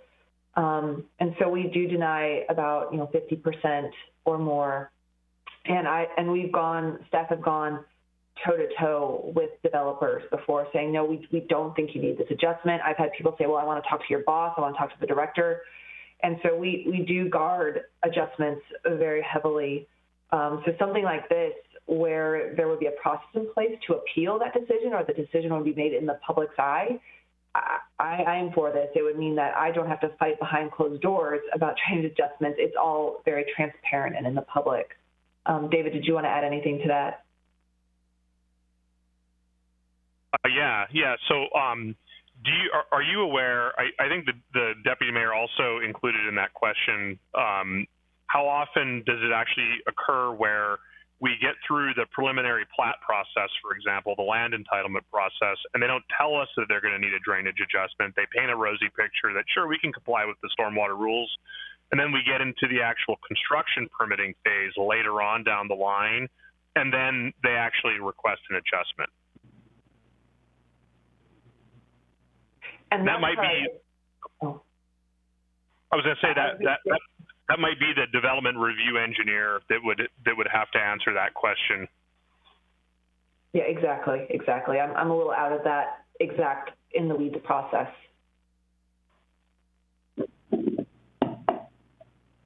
It does happen, though. I can say I am aware of some scenarios that we've seen, but I'm not sure of the frequency.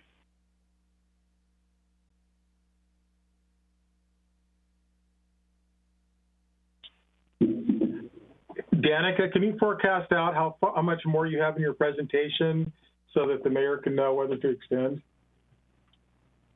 The last part of our presentation, I think, might require a little bit more discussion. It's about the 3 optional work plan items.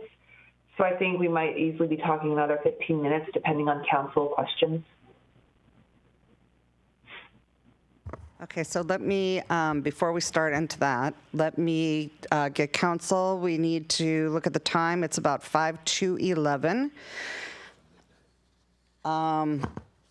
And let's see, we're going to have to move some stuff around on the agenda or off of the agenda. I'm going to make a suggestion that since Christy is having an awful time with her internet access, that we move the school. I switched devices. I'm hoping this will be better. Okay. That we move the school impact fees to a different meeting. Is there any other thoughts on anything else we could move? Personally, I think we ought to just try and get through it. That's my take. I know it's late, but that's...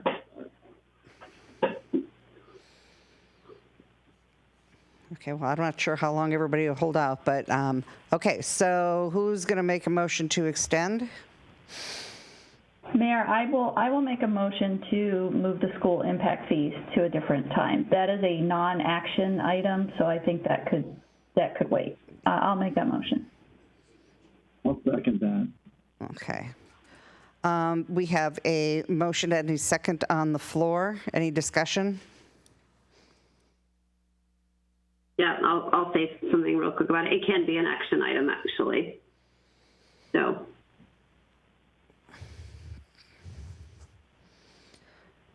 Okay, so any other discussion? Okay. All those in favor of moving this to the next meeting, say aye. Aye. Aye. Opposed? Nay. Nay. Nay. Okay, I need to see hands because I don't know. Councilmember Treen, how did you vote? Aye. Aye. Okay, so we have a tie? Really? You have a tie. Motion failed. On. Yep. Moving on.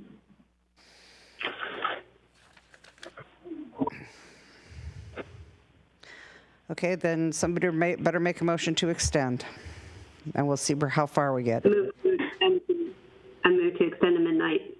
Oh. Second.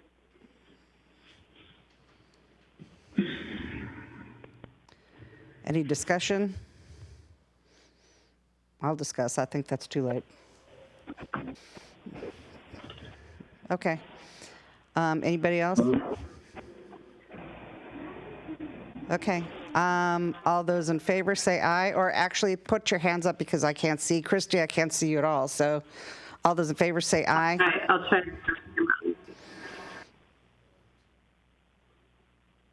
Aye. And Aye.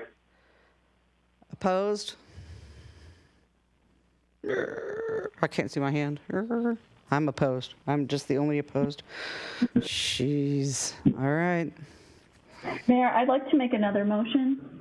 I move that we move the grant funding to be the next item after we complete the stormwater. What's slated to be next? The school impact fees.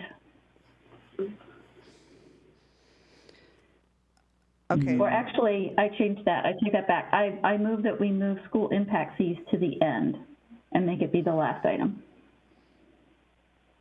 Okay, do we have a second for that motion?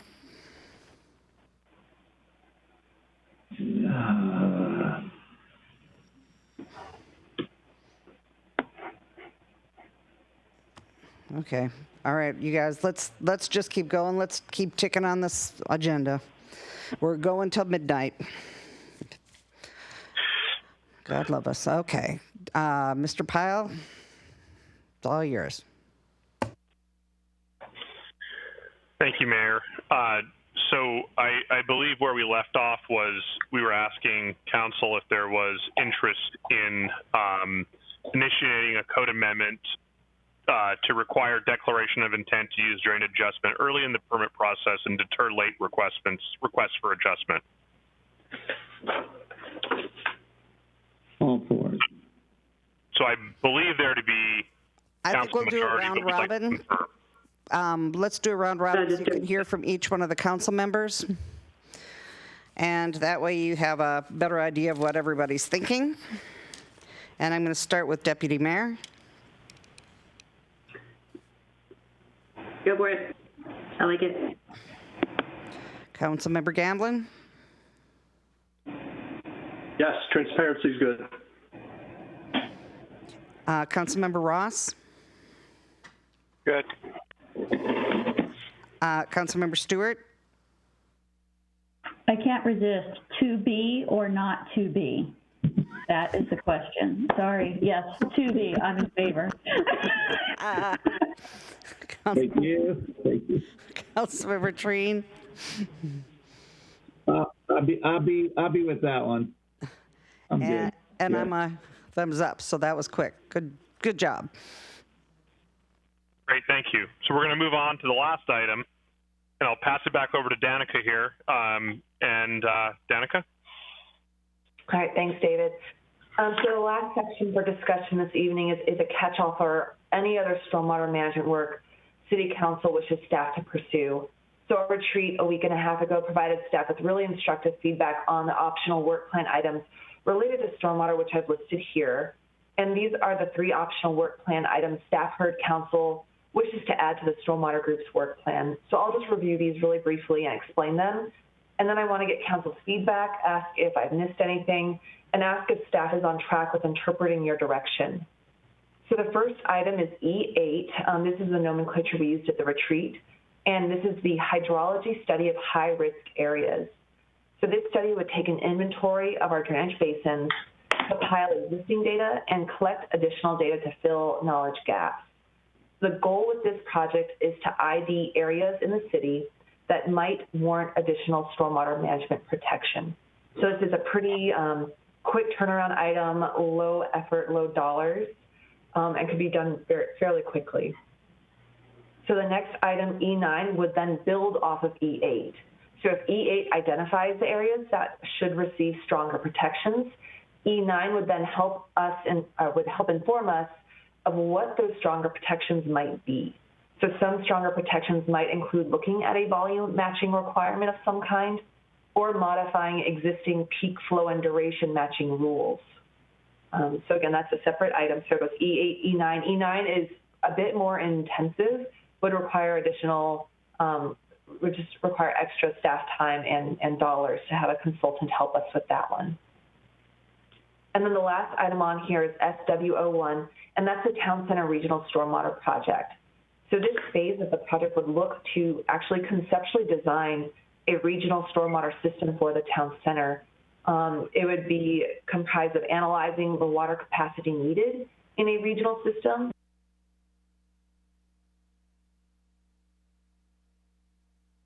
We lost you. We lost your voice.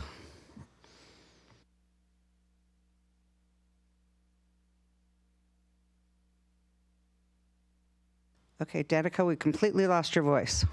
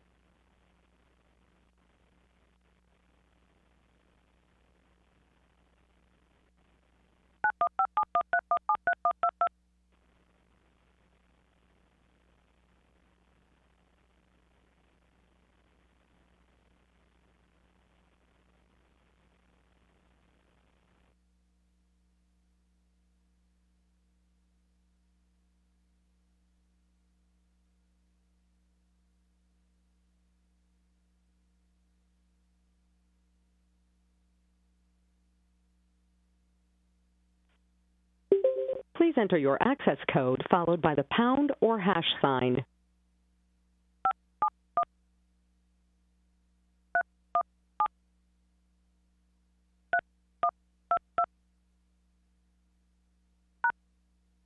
The access code you entered is invalid. You entered 57131731222. Please re-enter your access code followed by the pound or hash sign.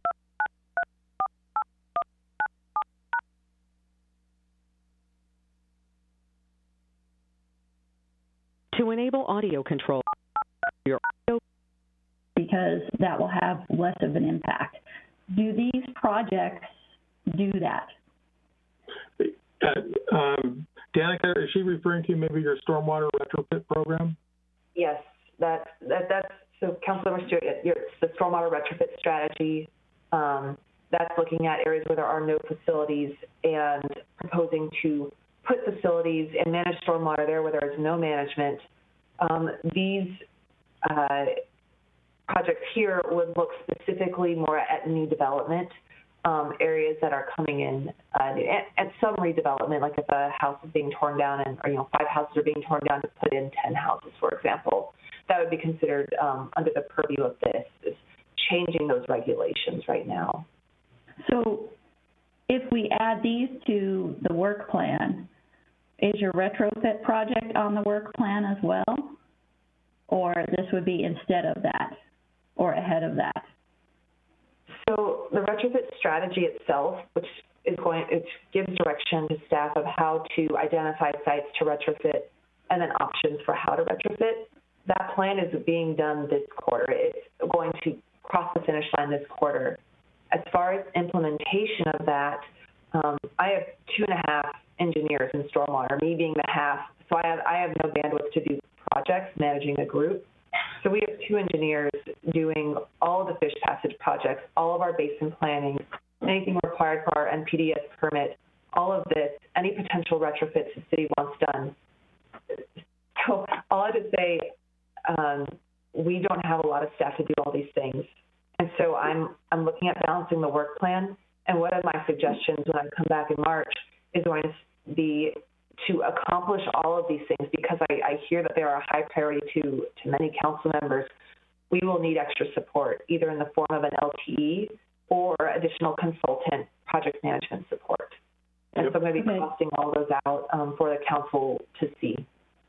So my input is that we should obviously allocate and prioritize the projects that are going to have the biggest impact on the environment. So if it, whatever recommendation you come back with, which is if the retrofit, going out and doing the retrofit work is going to have a more positive impact on the environment, then we should prioritize those first. If your assessment is that these will have a more positive impact on the environment, we should do these first. But we should focus on, prioritizing the work based on the impact to the environment. That would be my input and feedback. It's environment first. Thank you. Councilmember Gamblin? Yeah, so I'm looking at SW01, and I'm wondering if you might be able to clarify a little with what you mean by when you say using existing standards. Then, thank you for noting that. This was an early version of the slide. I was working on corporate council feedback up until the last minute. And so this one, if council were to direct staff to start this tomorrow, I would reply back and say, yes, we can, provided we have staff and money. But we would have to match what existing standards there are, because I have no benchmark to create a different type of facility. And that's why I changed the slide earlier today to have E8, then E9, and then SW01 sequentially to kind of create that logical step-by-step process to create, I think, a town center stormwater plan. I think that most council would want one that is thinking more about the unique environment of the town center sub-area and potentially would put in additional stormwater controls. So with SW01, if you told me to start it tomorrow, we would have to design it to existing standards. But if you delayed it until after E8 and E9, we could incorporate any new standards that council chose to enact into SW01. Okay, because I understand there's some questions on what standards we're using now.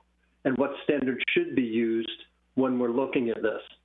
So I think we'd want to have a little bit more brainstorming on exactly what we're talking about, existing standards. What does that mean exactly, and what are we going to be using in that spot? And that's where, if I may, E9 allows us to do the deep dive into the different flow control standards, both current, maybe past, and being creative if we so choose there. E9 will allow us to do exactly what you're talking about, Councilmember Gamblin. Okay, I appreciate that, because I think the evolution of these standards over time, and how certain standards have been applied and then unapplied and then adopted and then unadopted, needs to be examined pretty closely before we just say, let's use existing standards. So Danica, it sounds like you agree on that. And it sounded like Jeff was at Jeff. Sounds like you agree on that. So we'll dive into that a little bit more as long as we're clear on that verbiage there. Thank you. Okay, Council. So E8, E9, and SW1 were put in this specific order so that we would get the results back from E8 and E9 for the completion and work on SW1.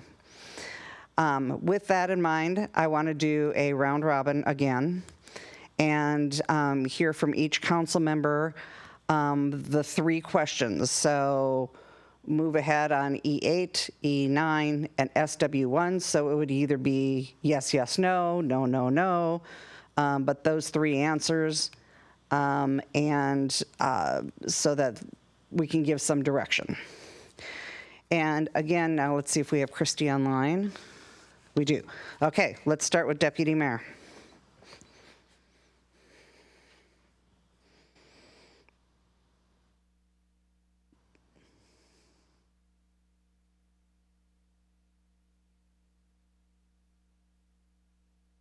Uh-oh, she can't unmute. Okay, when she can unmute. Type it in.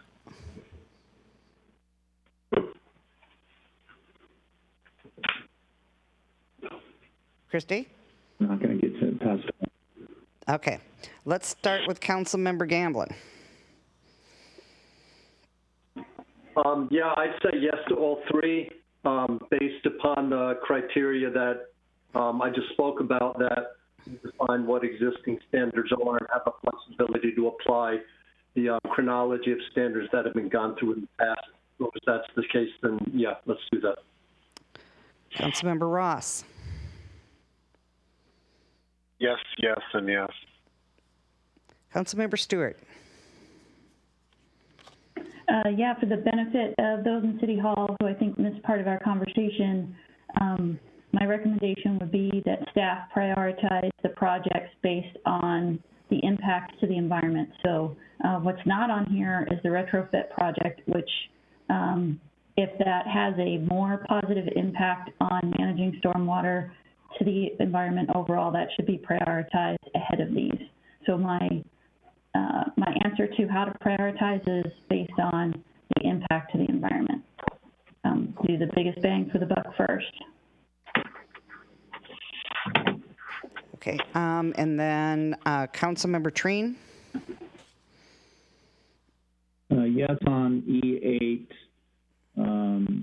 Would like to get the numbers on E9 for what the cost is going to be on that, because it's going to definitely require a cost. That would come back in March. And then I'd like to also, on that town center regional deal, is I imagine we would have to really look at the budget mid-biennial to see if that would move forward. So, but I'm definitely for E8. Give me some numbers on 9. I'm excited for that one. And then we'll go from there. Okay, so is that a yes, yes, yes if the numbers look good, or? Yes, yes, and yes if the numbers look good. Okay. And Deputy Mayor, are you with us? Yeah, sorry. I don't know why I got a little spinning thing going around on my microphone. I was trying to unmute. So to E8, yes.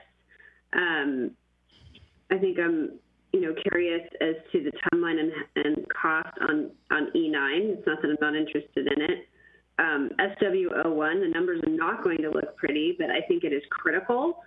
And then to Councilmember Stewart's point, I think there is a lot to be had, and I understand the bandwidth constraints that staff has. But, if we're concerned about stormwater and we're concerned about what's going into our creeks and we're concerned about sediment going downhill, looking at areas of the city and these retrofits, I think, Danica, when you said that, we're going to have this stuff kind of packaged up, I think you said in a couple of months, it'd be interesting to find out kind of, well, what are the projects that are, going to be suggested from that, and the costs associated with those. And I think kind of marrying that up with costs associated with some of the other things, and then circling back to council and saying, okay, now what? I think that's a better place for us to go than just saying yes right now when there's a lot of balls in the air.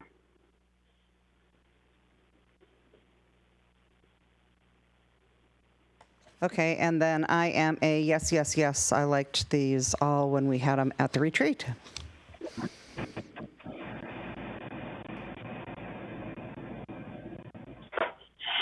Yep.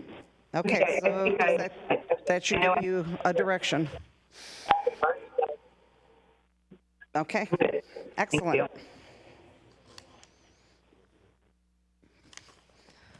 That's all we had for the evening on this topic, so thank you very much, Council.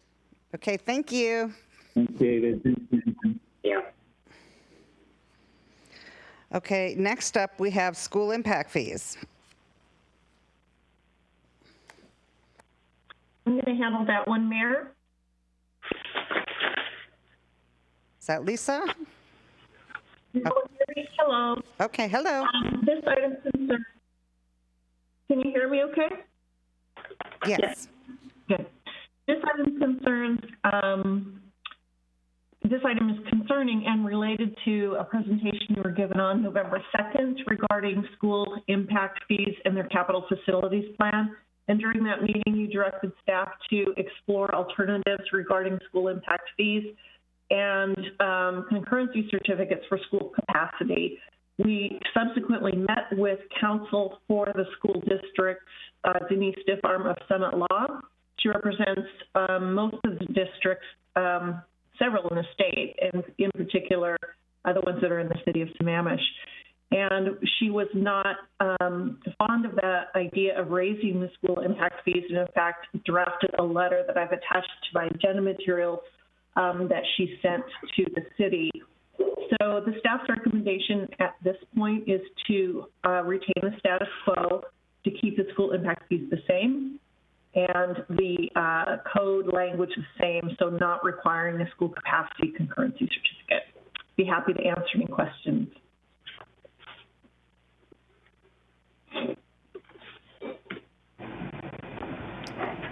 Can you restate the last part of that? Sure. Correct. Due to the school district's letter received, written by Denise Diffarm, and in consideration of her thoughts, the staff's recommendation is at this point to retain the status quo and to not continue to explore an increase in school impact fees or a capacity concurrency certificate. So all this, I have a question, sorry. Okay, so first in the chat box is Deputy Mayor. Thank you. First, I certainly appreciate our partnership that we have with the school district. But I admit I find this letter a little frustrating on a couple of levels. First, the letter mentions in here, the second paragraph says, we are not in favor of the council's proposal that school impact fees be charged at 90%. Well, we didn't say that. On our November 2nd meeting, what we gave in direction was come back to council with options for discounts. And I think the 90% was derived from an email that I possess from Denise Stiffarm that I obtained from a council member in the city of Duval. And Denise Stiffarm is emailing someone in the Riverside School District on the city of Duval who has altered their code, so is Carnation. And she says, in any case, I would recommend strongly that the fee adopted by the city be discounted by at least 10% to account for the averages used in the formula. So I think the 90 and the 10 and that can be confusing, but basically you can't charge 100% of the impact. So she's saying that, you know, you can go 90% of the way there, but you can't go the full 100. And we didn't state that. So I'm not sure where Denise garnered this 90%, because that wasn't something that we talked about. What we asked was come back with some options. And I think, you know, if nothing else, this is not uncharted territory. Again, I mentioned Duval and Carnation have both done this, and, you know, they went basically 75%, if you want to use the language that Denise is using. So instead of discounting by 50%, they discounted 25%. So they, you know, obtained 25 or 75% of the impact fee. There's another comment in the letter that says, and it was a little confusing because, again, this is not what we talked about specifically, but it says, you know, about us calculating the fee. We aren't talking about calculating the fee. I understand that that is the district's purview. I think what we were asking was, you go ahead and calculate the impact fee. Please don't apply our code to that fee, which is where they're taking that 50% discount and then turning it over to the city. And I think our ask was a little different than maybe what their interpretation was, which is go ahead and calculate your school impact fee and we'll apply our code to that fee, which may or may not say 50% discount. And I think that's where you know, the council was not obviously present at the meeting that was held here with the school district's attorney. But this really does put an unfair burden on our taxpayers to fund capital facilities for the schools. And, you know, I understand the district position here, but this is an effort that doesn't alter development per se. It just asks, hey, you know, if they're calculating out the impact fee to be $32,000, and I'm pulling numbers out of the air because I don't remember exactly what they are anymore, we're not going to divide that in half and slap our constituents with the other half of that burden. Even if they build a school in Redmond, even if they build a school in Kirkland or Issaquah, it's still a lighter load on our residents if the impact fee is being borne by the impact rather than the existing homeowners here. You know, there's I guess a few hills to die on, and and this is one of my hills, I guess. So I respectfully decline to yield to the Issaquah School District's attorney's request here, somewhat because I think what's in the letter is ill-informed based on what our ask was. It wasn't 90%. And maybe they wouldn't feel any different, but this is not uncharted territory. We would not be the first city to do this, and certainly not the first district that Denise Stiffarm represents. So I am still in favor of doing this.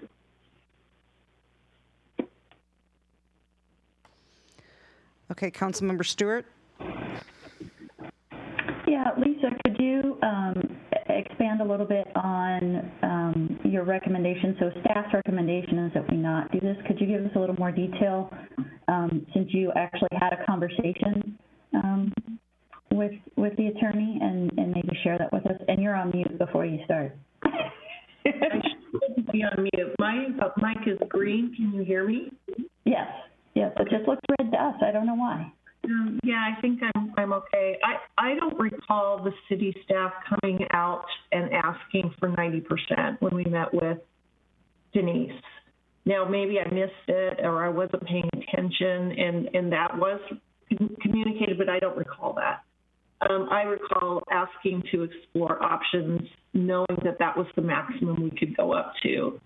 And she was very opposed to the idea and indicated that should the city choose to go up that high or maybe as high or maybe even not that high, that the school districts should probably just not submit a capital facilities plan and not collect a fee. She felt that it was problematic, that it was that it's difficult for school district impact fees to be defended at the legislative level. These are her words. I have no personal experience with that, and that would make her clients' jobs more difficult because school impact fees, in her words, are just something that are not, that aren't desired. People don't want to pay them. She also indicated that under the district's legal mandate that they're required to follow, they achieve what she calls elasticity with respect to capacity, which means that if the city were to require a school concurrency certificate based on school capacity, the answer would always be that yes, there is capacity. They put portables on the ground, they move people around, and again, this is her explanation, not my words. Yeah, I feel like we're conflating two different things here, and maybe that's where the confusion is. So there's one question about, can we apply a smaller discount to the impact fees? Mm-hmm. And then there's, we the city want to, or we want the school district to start issuing school concurrency certificates. And I think we need to deal with these separately because I think, the school impact fees are very different. Like all the information you just shared there at the end is about that elasticity, right? That has nothing to do with the impact fees. That has everything to do with the school districts can't not take in kids, right? So, and for them to, issues, correct? Right. So can we just focus on the impact fee piece for a moment, if that's okay? So the conversation that you had with her around the school impact fees and us applying a smaller discount to them, what were the specific, to Christy's point, there are a lot of numbers between 50 and 90, right? So what were her specific concerns about us potentially adjusting that discount rate? Well, I don't recall that staff went into that meeting with specific numbers. Right. We didn't go, well, how about 80? Well, how about 75? How about 55? I mean, we didn't have that conversation. She was very clear, however, that she did not want the discount to be anything other than it was right now. She felt if that discount were less, they would simply get more challenges and appeals by the development community, and that if they did submit a capital facilities plan or our consideration of a fee, then she would, as opposed to not submitting one and not collecting school impact fees, then at a minimum, she would require the city to indemnify and defend the district against increased challenges. Okay, so that's helpful because I think I'm all for anything that raises more money for the schools, but it has to actually net out more money. And so I'm wondering if the concern isn't that by reducing that discount by some percentage, right, somewhere between 1 and 40%, that the amount of additional revenue that it raises would be somewhat immaterial compared to what the school district would end up spending, even just in administrative fees of fielding questions, concerns, and potential challenges. And so I think that's where we really need to understand is that, I think Christy has a good point. Like, we want to make sure that we are providing the necessary revenue for the schools and doing as much of that through the impact fees and less of it through property taxes and other, bonds and levies, if at all possible. But if at the end of the day, by us changing that discount, we're actually not netting the school district any additional money, then it's not worth it. And so maybe we need more information on this before we can make that decision, because I would certainly still be in favor of looking at adjusting that discount if we can understand more clearly why the school district would be opposed. Because on the surface, it seems like the school district would want us to raise more money for them. But if they're saying, no, don't do it, there must be a really good reason why they're saying that, because they generally don't turn down money. So maybe we could get more information on that. And then as far as the concurrency piece goes, yeah, I think we, as opposed to that previously, I think that that's where they're saying that just goes against their mandate and their charter, and they can't really do that. So that's not really a good idea. And there are other ways to address, one thing that I should mention as well is that there are other ways to address the school capacity issue without sort of interfering with school district operations by requesting that they, provide a concurrency certificate. One idea that planning articulated was to have a school district representative attend a pre-app to understand the density of a development and the likely impact on school capacity after the development is constructed, but then also to somehow transmit the results of the density of that proposed development to the school district for planning purposes.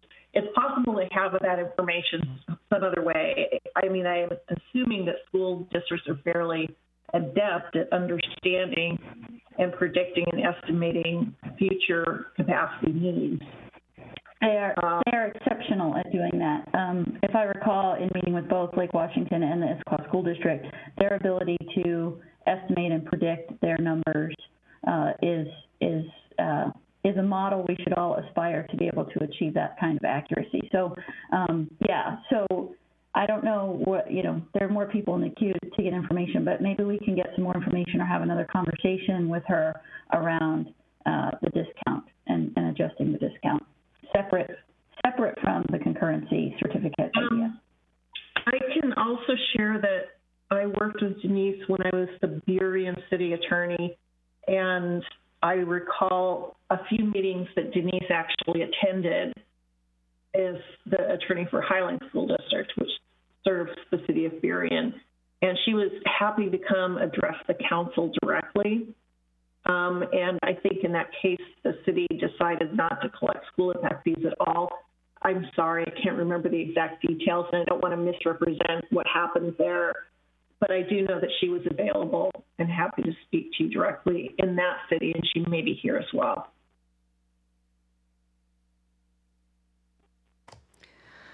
Okay, Councilmember Treen.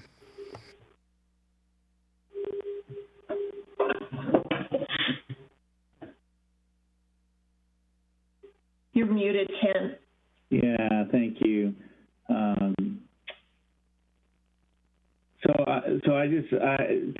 Thank you, Councilmember Stewart, because I think she really asked my question about. I think we really need to look at these separately. One is the fees, and the other one is the capacity concurrency certificate. So I think I don't know how much I really like the fee for me personally. I don't know how much impact that really has. Could it go up 5% or 10%? Yeah, okay, sure. Maybe that helps us out. Maybe it doesn't. So keeping it status quo, it may be helpful. It may be beneficial for the school district and for this attorney, but what about for our residents? So I do question that.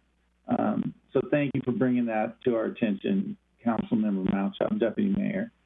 I need more information on that capacity concurrency certificate going forward. I'm not in any way ready to make a motion on either one of these, and it may be best for us as a council to separate the two when we do get to that level. Thank you. Councilmember Gamblin. Yeah, thank you, Madam Mayor. So I'm actually really astounded at this conversation on concurrency.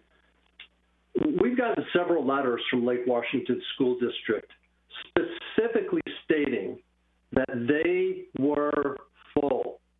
Please don't approve any upzoning because they have no more room in their schools. Besides that statement, we have portables that our kids are in, and they don't have bathrooms in them. They're walking back and forth through the rain for years to go to the bathrooms. So when I hear a school district say, we have elasticity, well, no joke you have elasticity. There's always some place open in the school district. It doesn't mean that you're putting kids in the school in their city. That's not what it means. Deputy Mayor, I think she said point of order, so hold on. I did. Councilmember Gilman, I hate to cut you off, but this agenda bill has nothing to do with school concurrencies. It is strictly about school impact fees. We somehow got derailed onto concurrency here. I'm just trying to steer us back, considering that it's 11:37 p.m. Can we? Yeah, I'm fine with that, Deputy Mayor. It was brought up. It was brought up. And it was, the staff actually made a recommendation based on that. It's fair game. So I will defer to that statement because it's late. But the school concurrency is actually a code we have on our books. It's not being enforced for some reason. Who knows why? Mayor, there was a point of order raised. Can you please rule on the point? I'm aware of the point of order. Thank you. And I'm finishing up without the... No, the mayor has to rule. Okay. I'm sorry. I'm an expert at this. Okay, the point of order, by the way, okay, stop. Point of order, the point of order, yeah, you know what? I was going to let him finish because the point of order doesn't matter because it was brought up. She brought it up in her, when she said we were talking about both of them. So it was open game. But if we're going to stick to the topic of tonight of solely fees, then that's fine. So tonight will be. I'm fine with that as long as the city attorney will withdraw the fact that staff is making a recommendation on concurrency. Then we don't need to talk about it right now. So, city attorney, can you remove the concurrency from your topic list for this evening, and have this be solely on the fee collection? Would that be changing the agenda? Would that be changing the agenda? I apologize, Mayor. It's been several days since the agenda bill was drafted, so I would have to go back and review it. In all fairness to Councilmember Gamblin, I did discuss concurrency in my opening remarks. Okay. And that was certainly something that we discussed with council for the district at our meeting. Yep. Okay, and we've got the city manager who wants to weigh in here. Hold on. Yeah, Mayor, members of council, the agenda bill was just about impact fees, and we did get off a little on the subject. The matter was of concern regarding potential legal liability on their request to indemnify them and the impacts it might have on development. That was the major issue that we were briefed on before. Thank you. Okay, so let's stick to topic. And Councilmember Gamblin, did you have anything you wanted to add on that topic? No, I'm good. Thank you so much. Okay, and then Deputy Mayor? Yeah, I don't want to take a lot of airtime here because it's 11:40, but one of the reasons I suspect that the school districts do not want us to gather more fees on their behalf is because when they go out for a bond measure, it sends a mixed message to the public that is not well informed on how this all works. So they think that the development community is paying a bigger burden, so why should they have to vote yes for a school bond measure? I would counter back that, that we all, the districts, and, to whatever level we're allowed to participate in that messaging, is to educate our voter public that You know, the impact fees that we're collecting on a per student basis are, you know, a drop in the hat when it comes to the millions of dollars of capital facilities that are required to construct new schools for the kids that are coming into the districts. So that is definitively one of the reasons that the school districts do not want us collecting higher impact fees, because it makes the mountain a little higher for them when they have to run bonds. And Pam, I know you know, and I know you value those bonds as well. But I think that that's one of the reasons that they struggle with these higher impact fees. It's not a higher impact fee. The impact fee is the fee, right? And I just struggle with saddling our taxpayers with a higher bill, because I go back to the same example I've used before. We would not discount our road impact fees for the development community and saddle our taxpayers with paying a greater percentage of our road projects. So why are we doing it for schools? Okay, Councilmember Stewart. Yeah, just to try to wrap this up, because we're really getting late here. I think we're all in violent agreement, but I think we need some more information, because I think we're speculating a little bit as to exactly why they're concerned about the reducing of the discount to the impact fees. So my recommendation would be that we get a little bit more information as to the specifics, because I think we've touched on a number of things. The impact fees, whether we collect 100% or 50%, is a drop in the bucket. Deputy Mayor brought that up. Literally a drop in the bucket. It does not build almost anything in terms of the new facilities that are needed. And so if the amount of revenue, so one question would be, how much revenue are we talking about to the schools if we were to raise or lower the discount? To get the terminology right, how much revenue are we talking about over the next, 5 years estimated, right? And then the second part is part of it, what are the specific reasons? Is it because of legal issues? Is it because of, bonds or whatever? And let's really understand it, because if our goal is to raise more money through this process, so we don't have to raise the money in other ways, and it's not going to accomplish that, and the school districts don't want us to do it because it won't accomplish that, then I don't think we should do it. If it's going to help and raise more money, then let's find a way to make it happen positively. So I think we need a little more information, and then we can have another discussion on this. Okay, I was next in the queue, but you took what I was going to say. I'm sorry, I didn't mean to steal your thunder, Madam Mayor. We do have a question after. Councilmember Ross? You're muted. Deputy Mayor Malchow hit on a couple points I wanted to raise. Is that transportation impact fees are not discounted, and these are discounted, and even 90% is not the full project cost, 90% of the project cost, but it's the impact of development. And if you compare transportation to school impact fees, why is it legally risky to discount even up to 100% of, not discount, 0% discount on school impact fees? Why does that get them into their legal concern? And why is 90% legally shaky? Why is 80% shaky? So I really don't have the answer to that. That's a legal inquiry, and it doesn't tell me anything from the letter why that puts them into legal concern area. And so, especially when you compare it to transportation impact fees that are not discounted. So I leave that, Lisa, if we can somehow find answers to that question, it would be helpful in our discussions. If I may, Councilmember Ross, I have a slide from a couple of years ago that I put together. Deputy Mayor and I attended a meeting with the school districts and the attorneys talking about this, and I have a slide that explains how all that works. So I'll try to dig that up for you. Thank you, and if Lisa also can return and maybe provide that to Lisa to help. Yeah, I was going to ask if I could see it as well. Yeah. Absolutely, I'll send it to everyone. Okay. We have any other comments or questions? Okay. I believe we're ready to move on. Thank you, Lisa.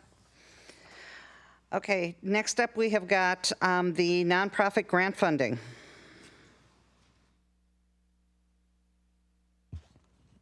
And that would be Mr. Sugg. Yes, good evening, Madam Mayor, Council, Mr. City Manager. Mike Sugg, Senior Management Analyst, joined by Rita Bod, Senior Human Services Coordinator.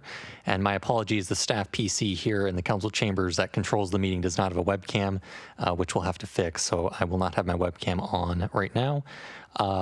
So on this topic, during the council meetings on December 15th and January 19th, staff provided human services updates to the council, including some information from our grant-funded agencies. Following these updates, council indicated an interest in considering another round of grant funding for nonprofits. So staff reached out to a variety of local providers to hear, in their words, what their needs are right now. Rita spoke with the leadership of a number of our nonprofits that are providing critical services to our residents during the pandemic, all of which have a proven track record of delivering services to our community and have been trusted partners for many years. After reviewing those notes about the needs of each provider, staff developed a potential funding allocation, which is shown in your agenda bill this evening, totaling $209,792. The providers in this recommendation cover a variety of service areas, including seniors, mental health, eviction and rental assistance, food, domestic violence services, and other important needs. Some nonprofits had more specific requests than others. As an example, Youth Eastside Services had a list of items they needed to support telehealth services, while other requests were a bit more open-ended. For example, the rental assistance organizations can generally make use of whatever funding the city can provide, so there's some discretion in the amounts there. There were also a couple needs that we heard related to needs for new staff positions, which we haven't included here, as that would require an ongoing funding source. And for the sake of brevity, we won't go through each organization line by line unless it would be helpful, but we are happy to answer any questions about any organization in particular. I will also note that Rita has heard glowing feedback from these organizations who are very appreciative of the council's support and of the flexibility of the funds that the city has provided, especially given that they weren't tied to the CARES Act deadline. We'll just note that many of these organizations have very limited administrative capacity, so anything that makes their lives easier is certainly appreciated by them, and that's been heard over and over by Rita. So we are happy to answer any questions, and I will go ahead and turn it back over to the mayor. Rita, always nice to see you. Okay, so we have got questions lining up here in the queue. First one is from Deputy Mayor. Great, thank you. Just one clarification question. It says budget reallocation required. Is that because, I mean, we obviously have these CARES Act dollars already. Is that just because we're not in current possession of them, that they're with EFER, that it's a reallocation? I'm just trying to get clarification on that. It's, yeah, I'll take this one. That's kind of a technicality. So the agenda bill options, technically we've received the money from the State Department of Commerce, but it would, the revenue account to which it goes in, I guess the funds would need to be put towards this purpose. It's essentially, talking to our finance department, they would recommend checking that box unless it was specifically budgeted for this purpose. So nothing that this council needs to be concerned about. Okay, okay, no problem. I just wanted to clarify that. And so in the essence of time, I will make a motion that we approve the total dollar amount of $209,792. And do you want me to read these off specifically, or is that sufficient? As stated in the agenda bill. How about that? That's perfect. I'll second that. That is sufficient. Okay, do we have a second? Yes, we did. Yeah, I seconded that. Okay, thank you. Okay, and discussion, we have got Councilmember Stewart. Yes, a couple of questions. One, kind of broad question, which is why is the number not higher? Because when I look at a number of these organizations, it shows some pretty large deficits. The biggest one that jumped out at me was Sophia Way, that they have a $410,000 deficit, and we're allocating $15,000. And there was another one down here of $80,000 deficit for Eastside Baby Corner, and that was just for diapers. So, and we're allocating $10,000 there. So given that we have, if I, just think about the business grant funding, when we did our second round, we did a pretty large number again on a second round of funding. We're looking at a third round.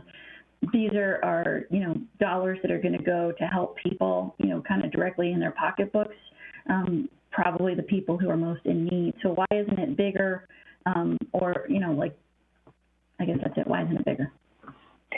So my sense is that as staff, we always are in continual contact with all our nonprofit providers, and so this may not just be the be-all and end-all. I'm sure they'll still have needs, and I know we have some sense of flexibility here with regards to funds.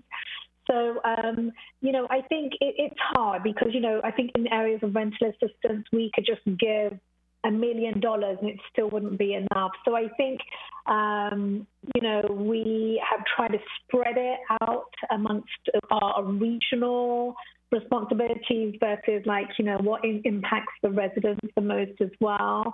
And so I think as staff, we try to sort of spread it so that we're helping homelessness organizations as well as more homegrown organizations, specifically helping residents. Yes, by all means, for the nonprofit world, we could keep giving, absolutely. And I'll just note that But I think, sorry. Excuse me, yeah, the deficits noted there in the agenda bill that were conveyed to us by the providers are for their entire service area, of which we make up kind of a piece of that. So the recommendations that we've included here are kind of on par magnitude-wise with what we've recommended in past funding allocations. We didn't intend to come here with a recommendation to fully fund the deficits, experienced by Sophia Way or the East Side Corner, for example. Well, and no, I was not recommending that we fund their entire deficit, but we're recommending $209,000.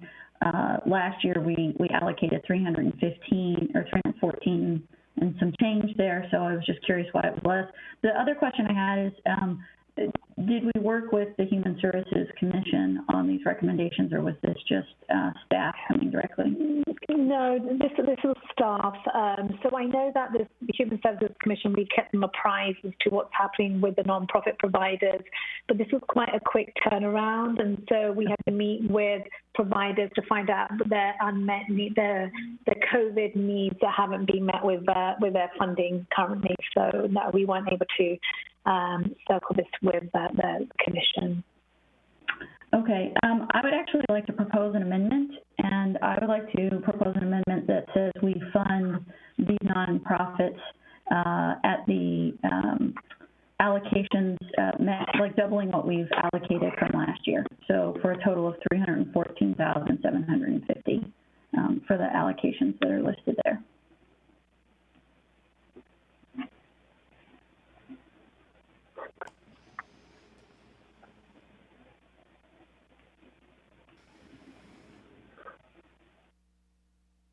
Okay, I'm not hearing a second.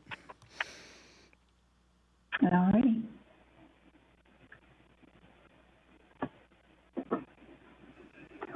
Okay, so we have the motion on that is on the floor. And we're going to continue with the motion that is on the floor. And Councilmember Stewart, did you have any other questions?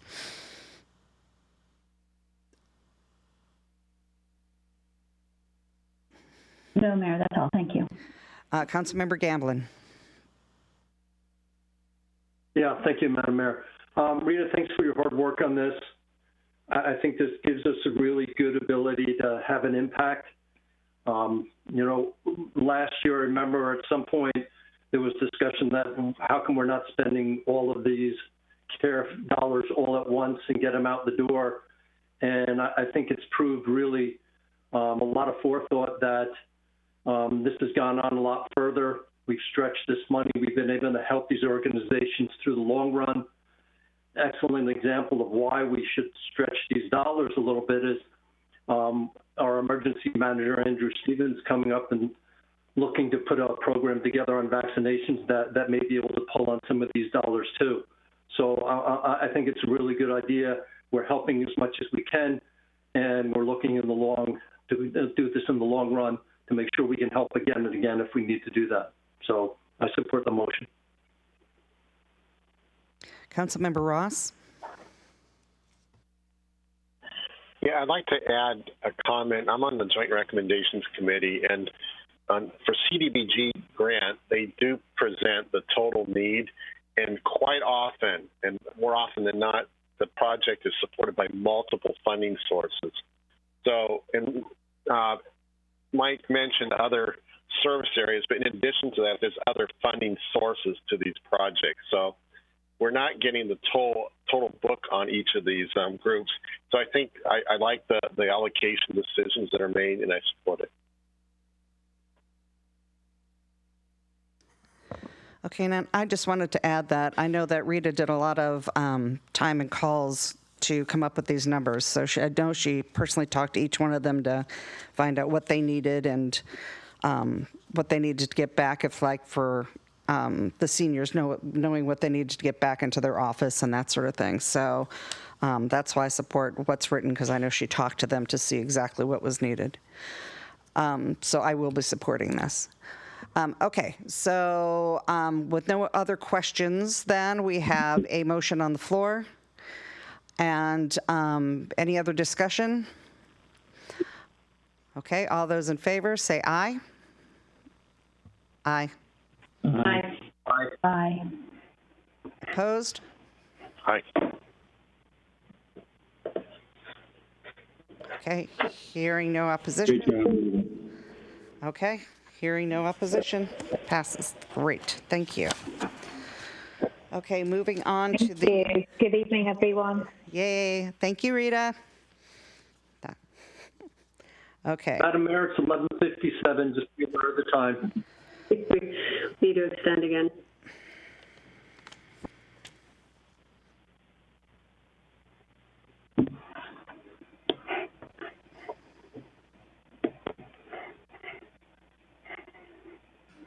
Okay, somebody's going to have to make a motion.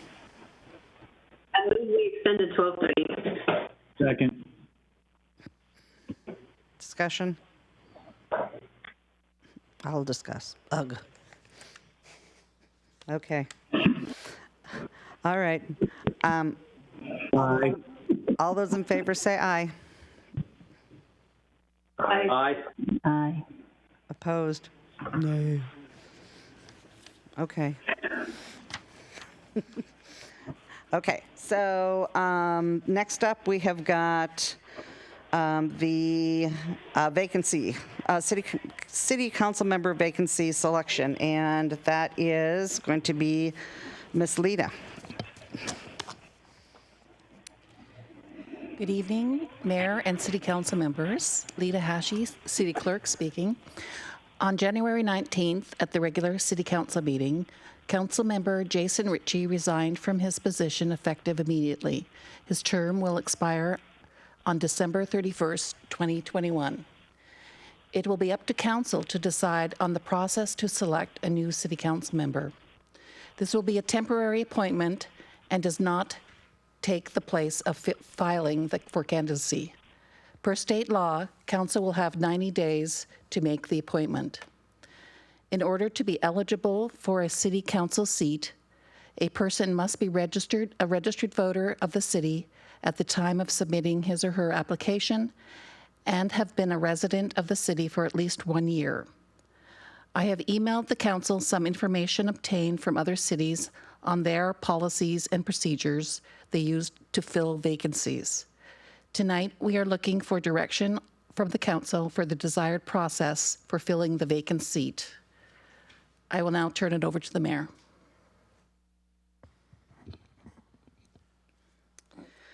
Okay, Council. So I think we have seen many cities.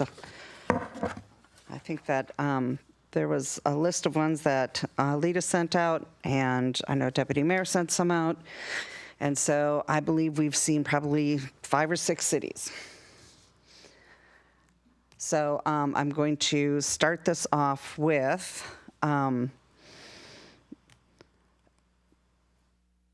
looking at, okay, so I'm going to start it off with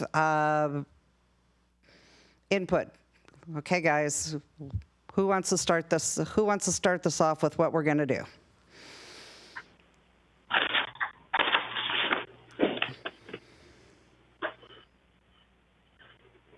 And Deputy Mayor. I'm always game. So I think generally speaking, we need to be able to get an application process online and messaged out to as many places as we possibly can through our available channels. That would be utilizing our Friday email blasts that go out. I don't know about the timing of the actual tangible newsletter, but I think we just need a general process in which to launch onto the city's website so that people can formally apply. State law provides for some requirements, like you have to live inside the city, for example. I think Duval said you had to live in the city for at least a year. I don't know if that's state law or Duval just threw that in there. I think we need to decide on kind of what questions we want to ask. Duval's is pretty general, and I hate to just default to that one, but I pulled it up and I'm staring at it. So, asking for skills and experience that they can bring to the council. I think we ought to be asking for a formal resume from potential from applicants that are interested in being appointed. I think we want to know why they want to serve, and I think we need a process for if we end up with 30 applicants, how are we going to weed that down? I think there should be a formal interview process, and whether that's, each council member individually, collectively, but we don't have bandwidth, none of us do, to interview 30 people. So I think we need to set a maximum number that we will interview, and, maybe we just select it very similarly to how we pick for our boards and commissions, right? We ask for applicants. If we get too many, then we narrow it down so that we're interviewing a small number for time's sake. So that would be kind of my general suggestion. And I don't know how long we want to leave the application period open, but, I would say, I think the norm from what I've seen is usually around 30 days, but it could certainly be less. But I think we just want to make sure we're giving people an ample opportunity to be noticed about the vacancy and then apply and pulling their information together.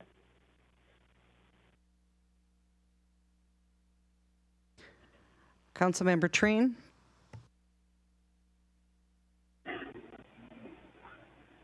So I think I got what you were saying there, Deputy Mayor Malchow. So take nominees, right?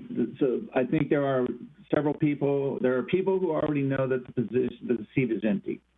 If they've been paying attention, they know. So we put out an opening that we have an opening. We take nominations for it and leave it open for 10 days, 15. That'd be fine. 10 days would be really nice because then we could bring that list back to us on the 16th of February. The staff could bring back the list of candidates and people who would like to serve, and then set the process up. I like what you said, Deputy Mayor Malchow, to make it like our commissions, and narrow it down to 2 or 3 candidates, and then let's interview those 2 or 3 candidates, and then put the person in the seat. Councilmember Stewart. I'm going to quote Councilmember Gamblin from earlier in the meeting, which is transparency is really critical here. So I think that we need to aggressively and for as long a period of time leave this application period open and really aggressively advertise it so that we get the largest pool of people possible. My recommendation would be that we use a form of stack rank voting to narrow down the pool. So if we want to narrow, I think it depends on how many we get. But if we get a really large number, we can do the top 5, from a stack rank voting methodology, from, just reading through the applications, and then we bring those 5 in and we do in a public meeting, we do an interview process, and then we vote, because I think that this needs to be completely transparent and completely public, and we really do need to get the word out to the entire city. It's a big deal. It's a big deal to fill this. It's a big deal that we are doing it, and it's not being voted on by the people. And so I think we need to, I think 10 days isn't nearly enough, no disrespect intended, Councilmember Treen, but I think it needs to be a much longer window. And again, doing a work back schedule, what's the date we have to have this decided by, how much time do we need, to schedule to bring people in, how much time do we need to review the applications, and whatever that date that is, that's how long we leave the applications open for. I am fine at this point with picking up an application from another city, so we don't have to spend a lot of time spinning on that. Let's just pick one up and get it out there and advertised and start collecting those applications. That would be my recommendation. But a stack rank voting methodology in this case would bring in, the candidates that have the most votes, which is pretty much what we do. It's what we have done in the past, sometimes with the commissioners, and it's kind of like that. When we have a tie and you have to do a second round, you do the stack rank voting. That's how we narrow down the pool of who we interview. Councilmember Gamblin. Yeah, so there's time is of the essence here, and I'll give you an example. This evening we had 2 tie votes of 3-3 each. In the council, that's a semi-disaster. Luckily tonight they were on minor points. There's no telling in the future that they're going to be. We don't need a gridlock council. So I agree with Councilmember Treen. We go ahead, we publicize that we have an opening. We give it 7 to 10 days. We take the applications in, look at them, get together in a meeting or hold a special meeting and vote. One thing I'd like to mention on this is that there is no specific thing that we need to do on this. The state says and the county says we can do this however we best deem. So we actually could sit down tonight and all throw a name in the hat and vote and get somebody tonight. Not that we want to do that, but we are not required to do anything beyond that. I'll also mention that this is a very short-term position. It's under a year. By the time we pick somebody, it'll probably be about a 10-month position. So I think it's essential that we look for a high level of existing experience within the city and hopefully within city government. So anyway, I would agree with Councilmember Treen. We do this quickly. I would say publish it tomorrow or Thursday and do a 7-day, get together at our next meeting and go ahead and vote on this. That would be my recommendation.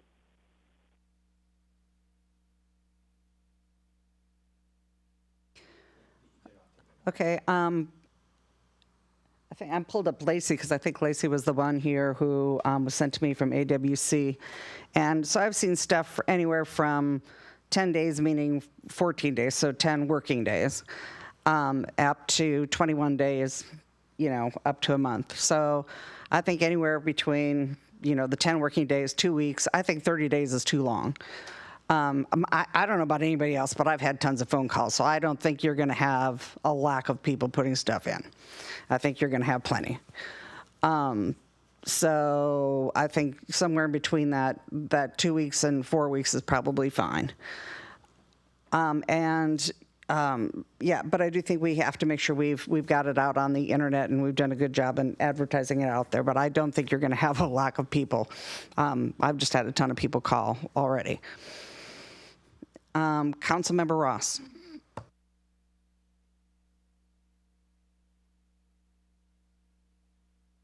Oh, you're on mute.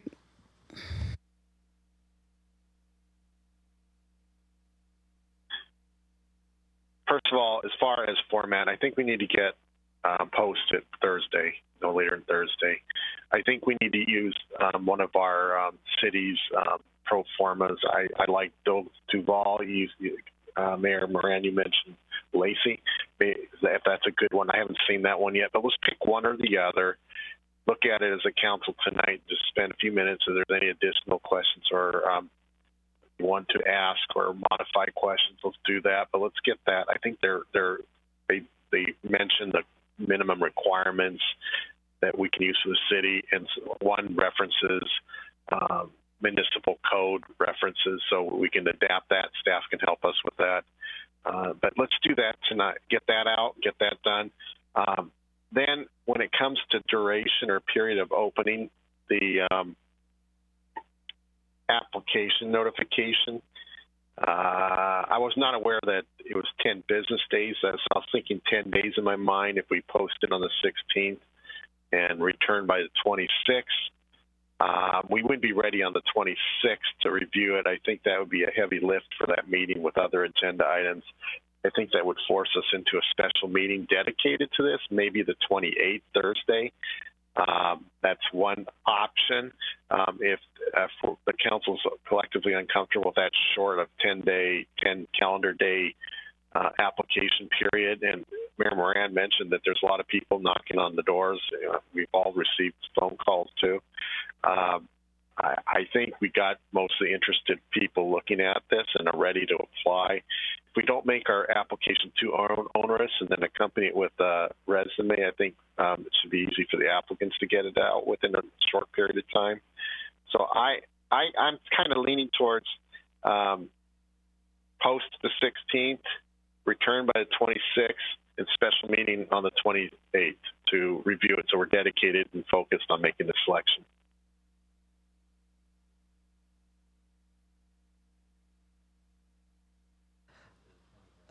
Okay, so I got some dates back from staff who's trying to work through what we're saying here.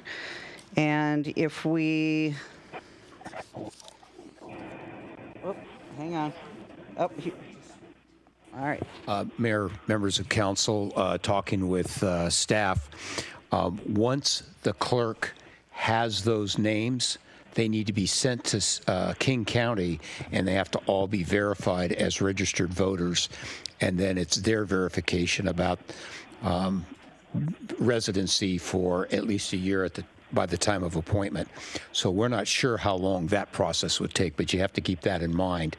That's why we're looking at getting the application out, getting it back, getting it processed, and then perhaps the council might look at a special study session on March 9th for interviews and appointment the following regular meeting on March 16th.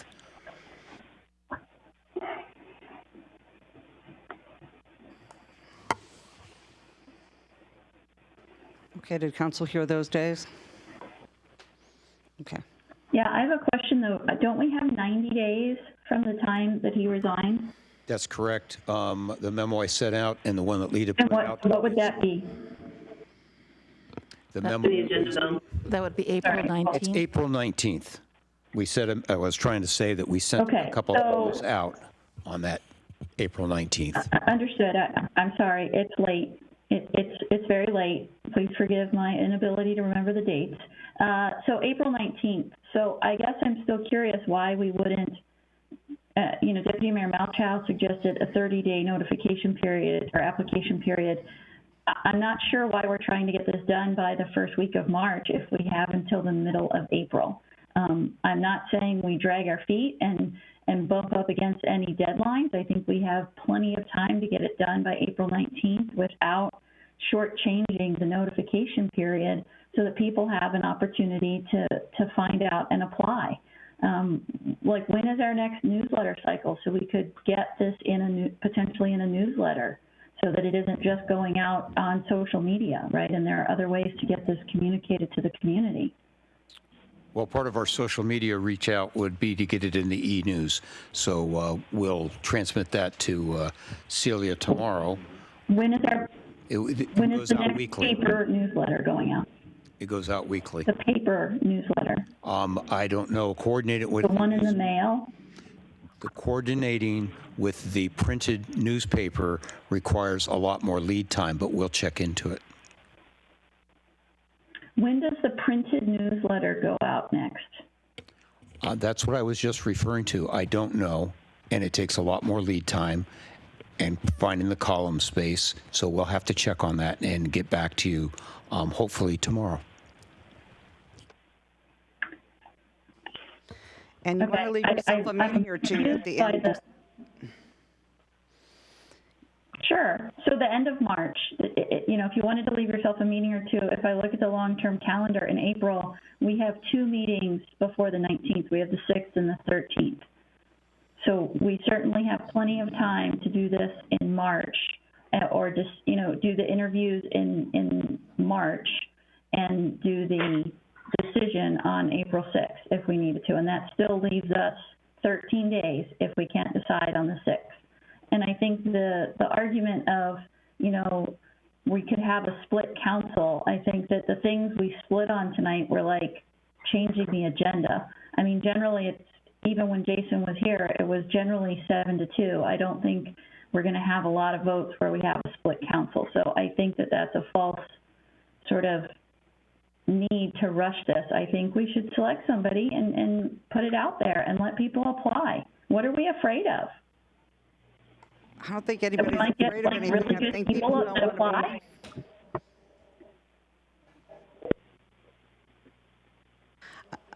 I don't think anybody's afraid of anything. I think people are wanting to fill the spot and not have situations like we had tonight.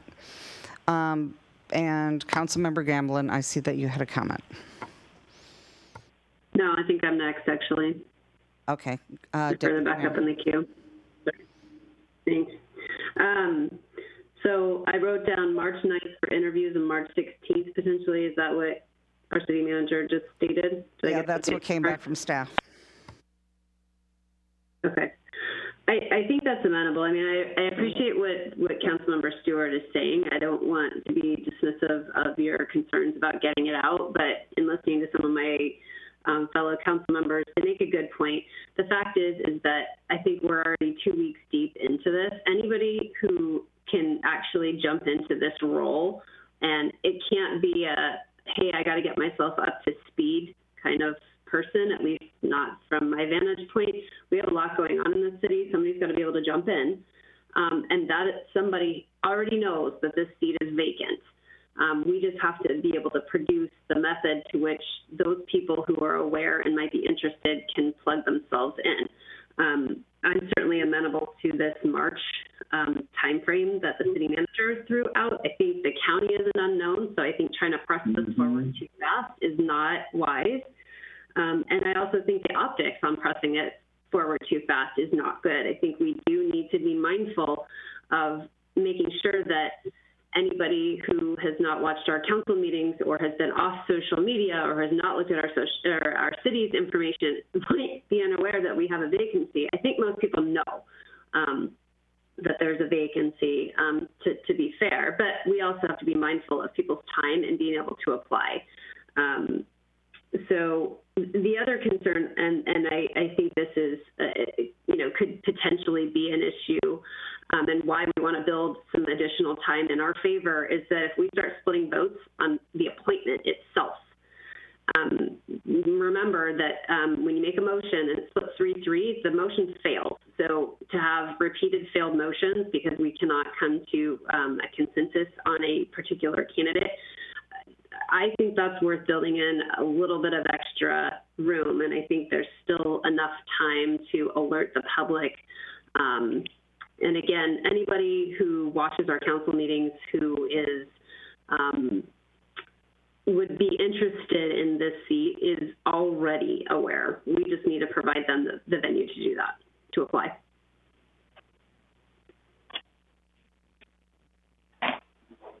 Okay, my turn. Yeah, Dave, what you're using the 3/16/39, what's the date that you would need to get the applications from the candidates in that timeline? What would be the due date? Just a moment. Let me bring Lita into the conversation. I'll go offline here just for a second. Or Lita's at the mic now. If you could repeat that, Chris, because we had multiple conversations going. Yeah. Hi, Lita. Hi. Okay. I'm looking at the timeline ending on 3/16, and in that timeline, you need time to review residency, voter registration, that type of thing. When would you need the applicants to return their applications in order to meet that timeline? What would be the due date? I was looking at February. I'm thinking like the 24th or 5th, which is a Wednesday, Thursday. So rather than having it on a Friday where it's a 5 p.m. close, we could get the applications in on the Thursday or Friday to King County for verification. I have to check with King County to determine how long that verification process takes, and I'll be in touch with them tomorrow because it could vary depending on the amount of applications. So it still means that we need to get the advertisement out within the next couple days. Yes. The way I look at that. I plan to send out a notice. Application period. I plan to send out a notice to the Seattle Times tomorrow, and we'll get with Celia Wu to develop an ad for the website and social media, and we'll... So that gives you 3 weeks, though. That's 3 weeks. Yeah, that's 3 weeks. Yes. That's 21 days. I think that's... Okay. That's pretty good. So tonight we need to help you have the application format, right? To keep us on schedule. If you choose to have a cover letter, excuse me, if you choose to have a cover letter resume, we can have an application that they can fill, a simple application that they can fill out, and then submit a resume with cover letter for more information. That's one way. There was a sample application that was submitted, I think, Duval or North Bend, that we can use to... Yeah, I like Duval's pretty well. That one is easy to adapt. Duval, yeah. I wouldn't mind just using Duval as the template. We can do that. Just adjust it for Sammamish. If the rest of the council likes that, I looked at that one. That was pretty good. That sounds good. Okay. I like that timeline, and I think the Duval and work that, get it out, and we're got the ball rolling.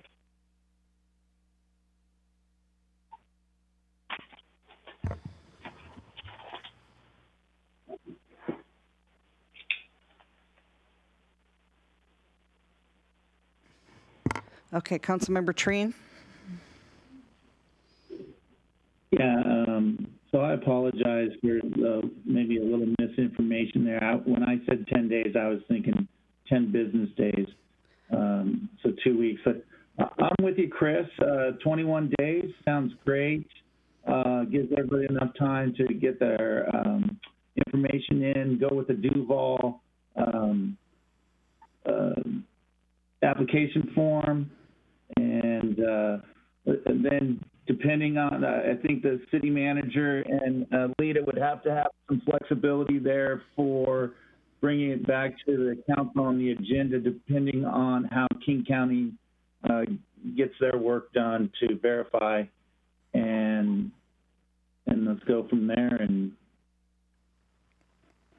so I'm on board for that. Sounds good. Yeah. Thanks. 21 days is probably a good middle between the 14 and the 30. Councilmember Gamblin.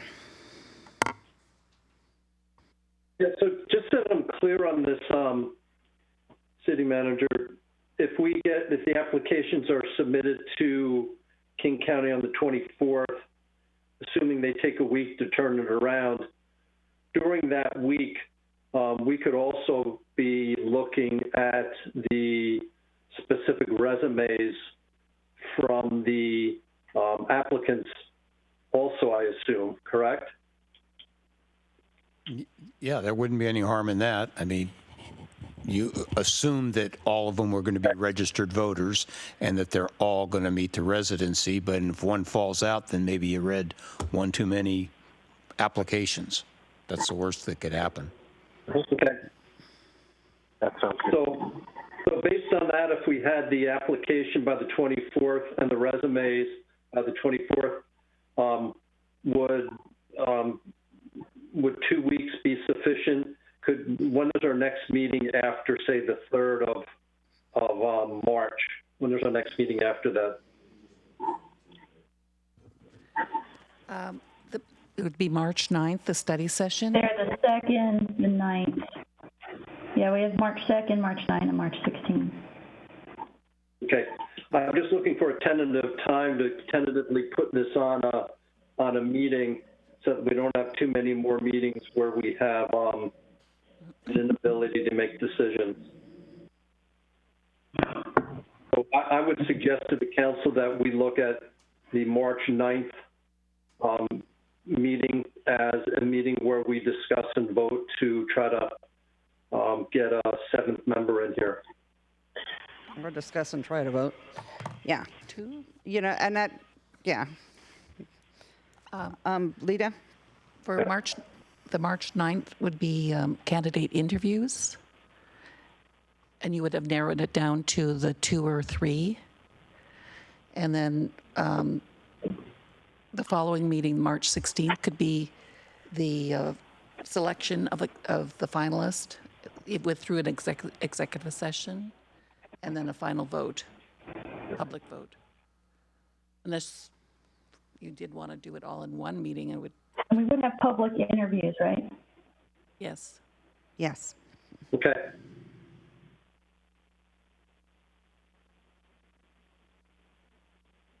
Okay. Could we have maybe a show or Mayor, some way of agreeing whether that works for council members or not, so we're at least on the same page? Yes. So I don't know. With 6 of us, we probably won't be able to make a decision. it's going to be a tie. Okay. So, you know, everybody just put thumbs up if it works for you.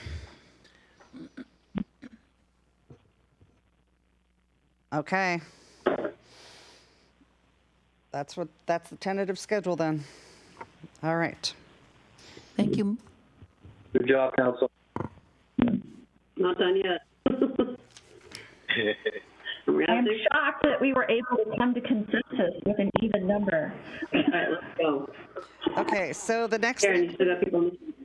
Pardon? Nope. Okay, next thing up, we still have one thing left, guys. Then we can get out of here. Karen. What? Same topic. Q. I'm not done here. Hold on. Q. Still in the queue. Okay, Deputy Mayor. Thank you. I want to make sure that we have a hard and fast, firm deadline. Absolutely no exceptions for late applicants, because that is a problem right now from our commission applicants, and I want to make sure that it is crystal clear we are not accepting any late applications.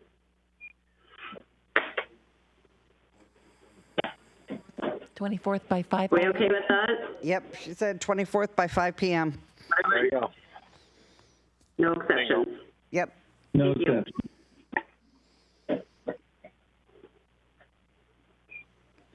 Okay, anybody else? Okay. We got to extend like 15 more minutes. Oh, you've got to be kidding. Okay. Move to extend to 12:45.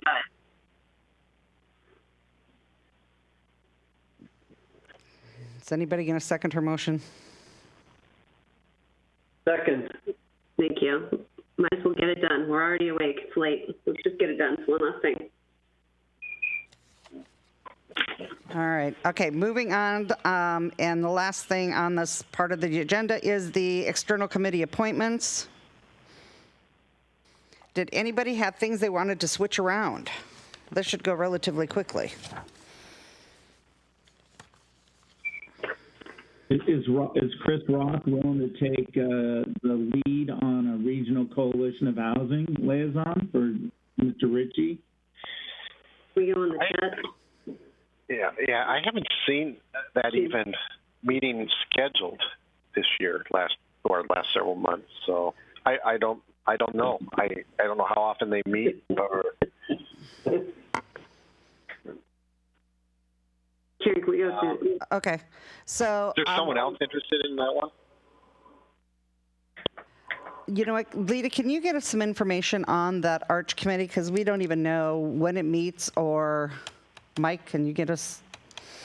We would need to know when it meets and the schedule on it and everything else. Yep, that is something I can get. I don't have it off the top of my head, but I will work with David Pyle on that. Okay, excellent. Thank you. Okay, so I'm going to go through each one of these committees. You guys tell me if there's anybody who wants changes. East Side Fire and Rescue, is there anybody who wants to change? Yeah, I think we need a change there. And if I may, can I explain why, please? The two members that are sitting on EFR are both up for election. If you both choose not to run or you're not reelected to your seat, you lose continuity on the board. I think that Councilmember Gamblin, who is currently sitting as the alternate, should roll on. And then we need to find a new alternate. I think that is, I know that EFR likes to have continuity of board members, but we are providing continuity by leaving one existing the council member on. You lose their desire for continuity if the two council members, which is the Mayor Moran and Councilmember Ross, if you guys choose not to run or something else, that I think is a mistake to leave. I think we need to roll Councilmember Gamblin on. That's my thought. And we need a new alternate.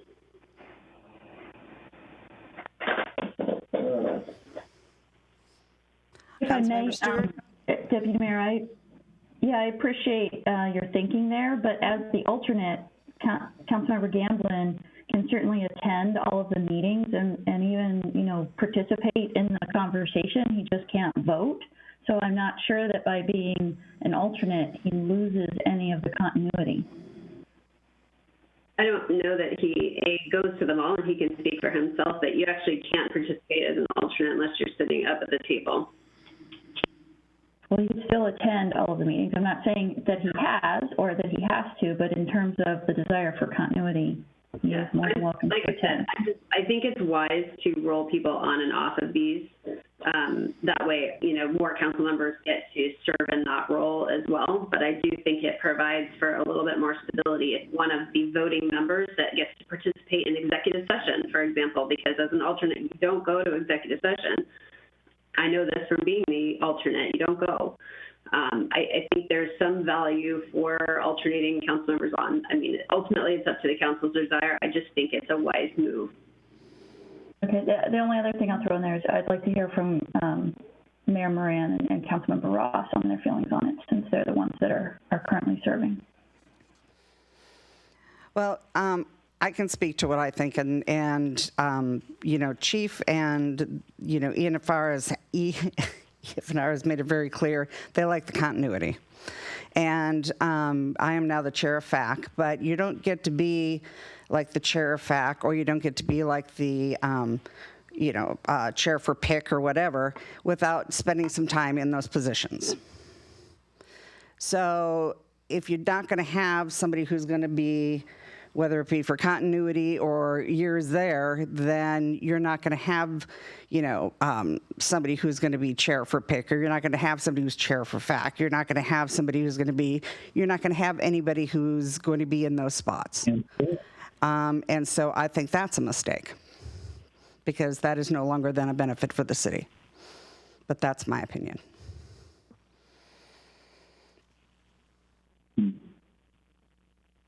So that will require you or Councilmember Ross to step down from that position then? No, not necessarily.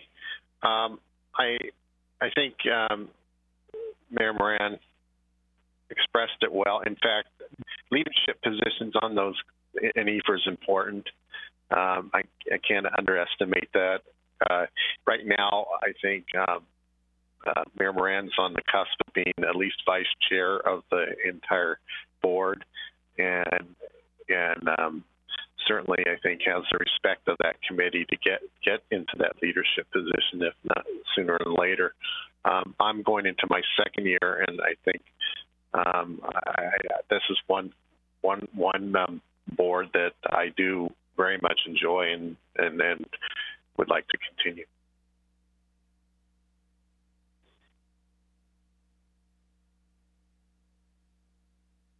move then. Like I said, I'm one council member, and I'm just, giving an opinion. I'm not saying that Mayor Moran or Councilmember Ross isn't doing a good job there and that they're not valued in that role. I just, it's a continuity piece that's important that could potentially be lost. So, but if neither wants to step down, and Councilmember Gamblin is okay staying alternate, I think he should then stay the alternate if neither one of them want to step down from that role. Mayor, could I comment? Yep, yes, you're next in the box. Go ahead. So at the pleasure of Councilmember Moran and Councilmember Ross, I'll be happy to stay as the alternate and make sure I'm fully up to speed in case there is a hiccup. If either one of those two thinks it's a better idea for them to step down, then I'd be happy to step into that position, but in no way do I feel it's necessary. So I'll leave it to the will of the council if we need to vote or whatever we want to do. But I'll make sure that I am there and really know what's going on in case there is a hiccup with elections or anything else. Okay, Councilmember Treen.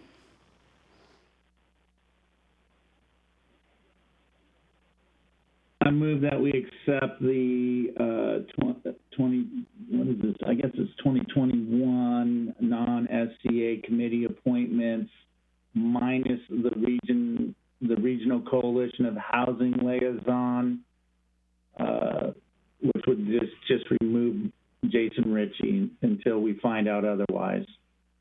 But the rest would stay the same as listed in the agenda packet. Okay, is there a second to that? Second. Okay, discussion.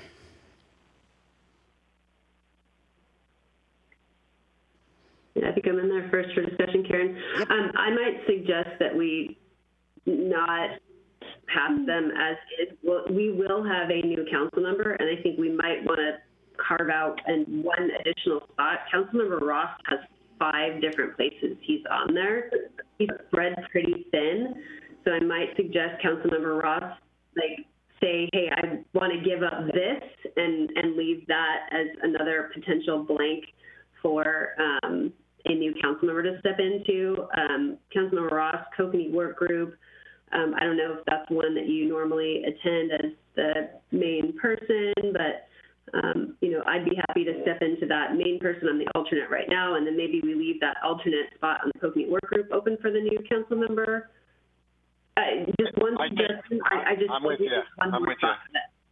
Pardon? I agree with you, Christy. Why don't move you into prime on that and then TBD on alternate.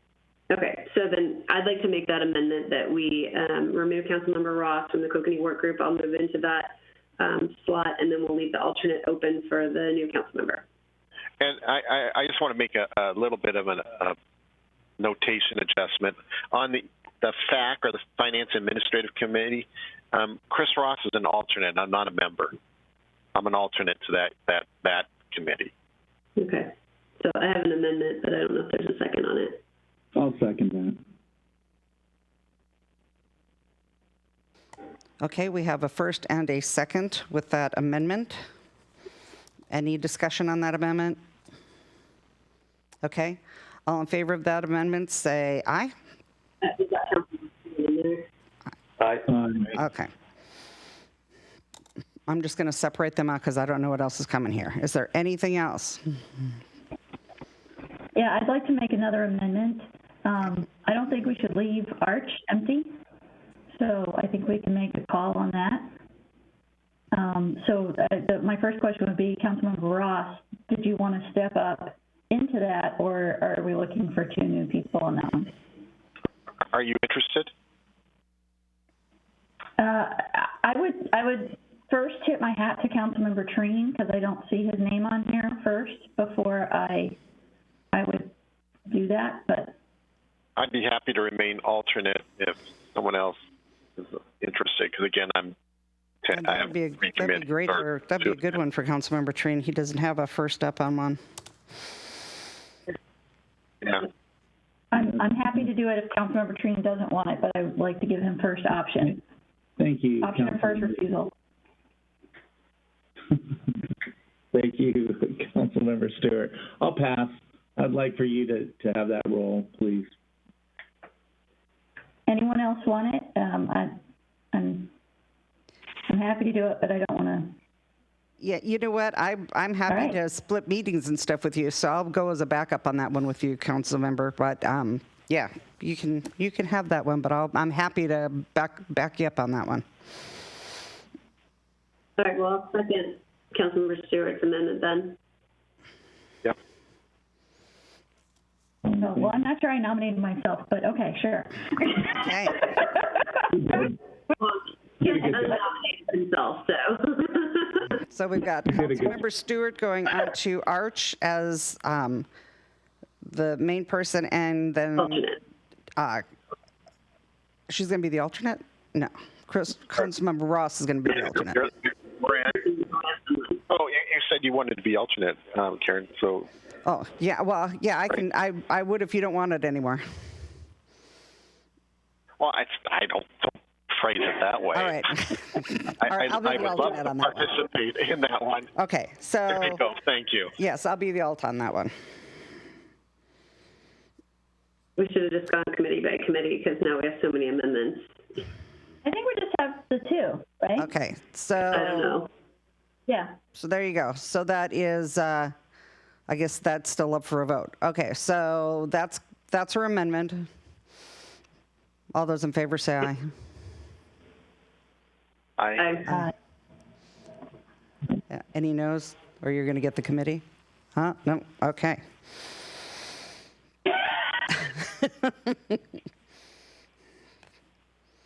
Okay. Now I think we're to the main motion, right? Okay, is there any other changes?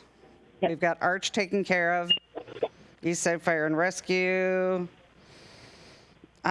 Chris, you're good with the East Side Transportation? Yeah, fine. I'm fine. Okay. We can always make amendments later too. Yeah, and then we can always look at this, and we should review this then when we get another council member because they may want something. Okay, perfect. All right, you guys. So we have a motion on the floor. Vote on. Back to the original motion. And can you say the original motion again? Original motion on the floor, which was? To accept the 2021 non-SCA committee appointments. As amended. As amended. There you go. All right, and who's our second? No, I understand this show here. Okay. Second that. Discussion, I think we've had plenty. All right, all in favor say aye. Aye. Aye. Yep, I think everybody's pretty tired. Okay, so next up passes. Yeah, okay. Next up, guys, is council reports. Deputy Mayor has got a council report. Do you have anything you want to add to your council report quickly? Other than to adjourn, but no one seconded. I have just verbally, I just wanted to give folks a heads up that the draft countywide planning policies should be coming out this week, and I will forward them on to the council.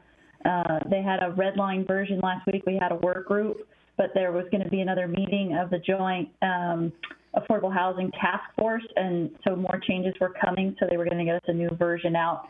And once I have that, I will share that with the council, so just be looking for that.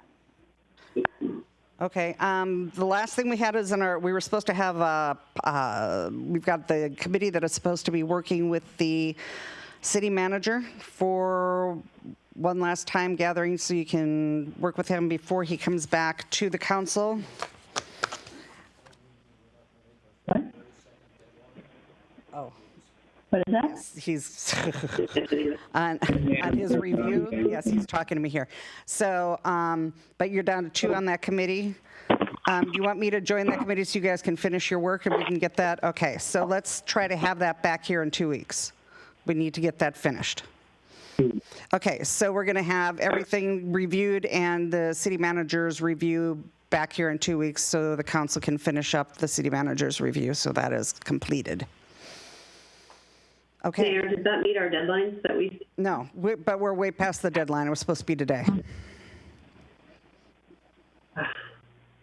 You mean yesterday, because it's 12:45 a.m. on the 3rd. All right. Okay, motion to adjourn? Go to adjourn. Second. Okay, all those in favor? Aye. Aye. Bye, guys. Good night. Aye. We are adjourned. Good night.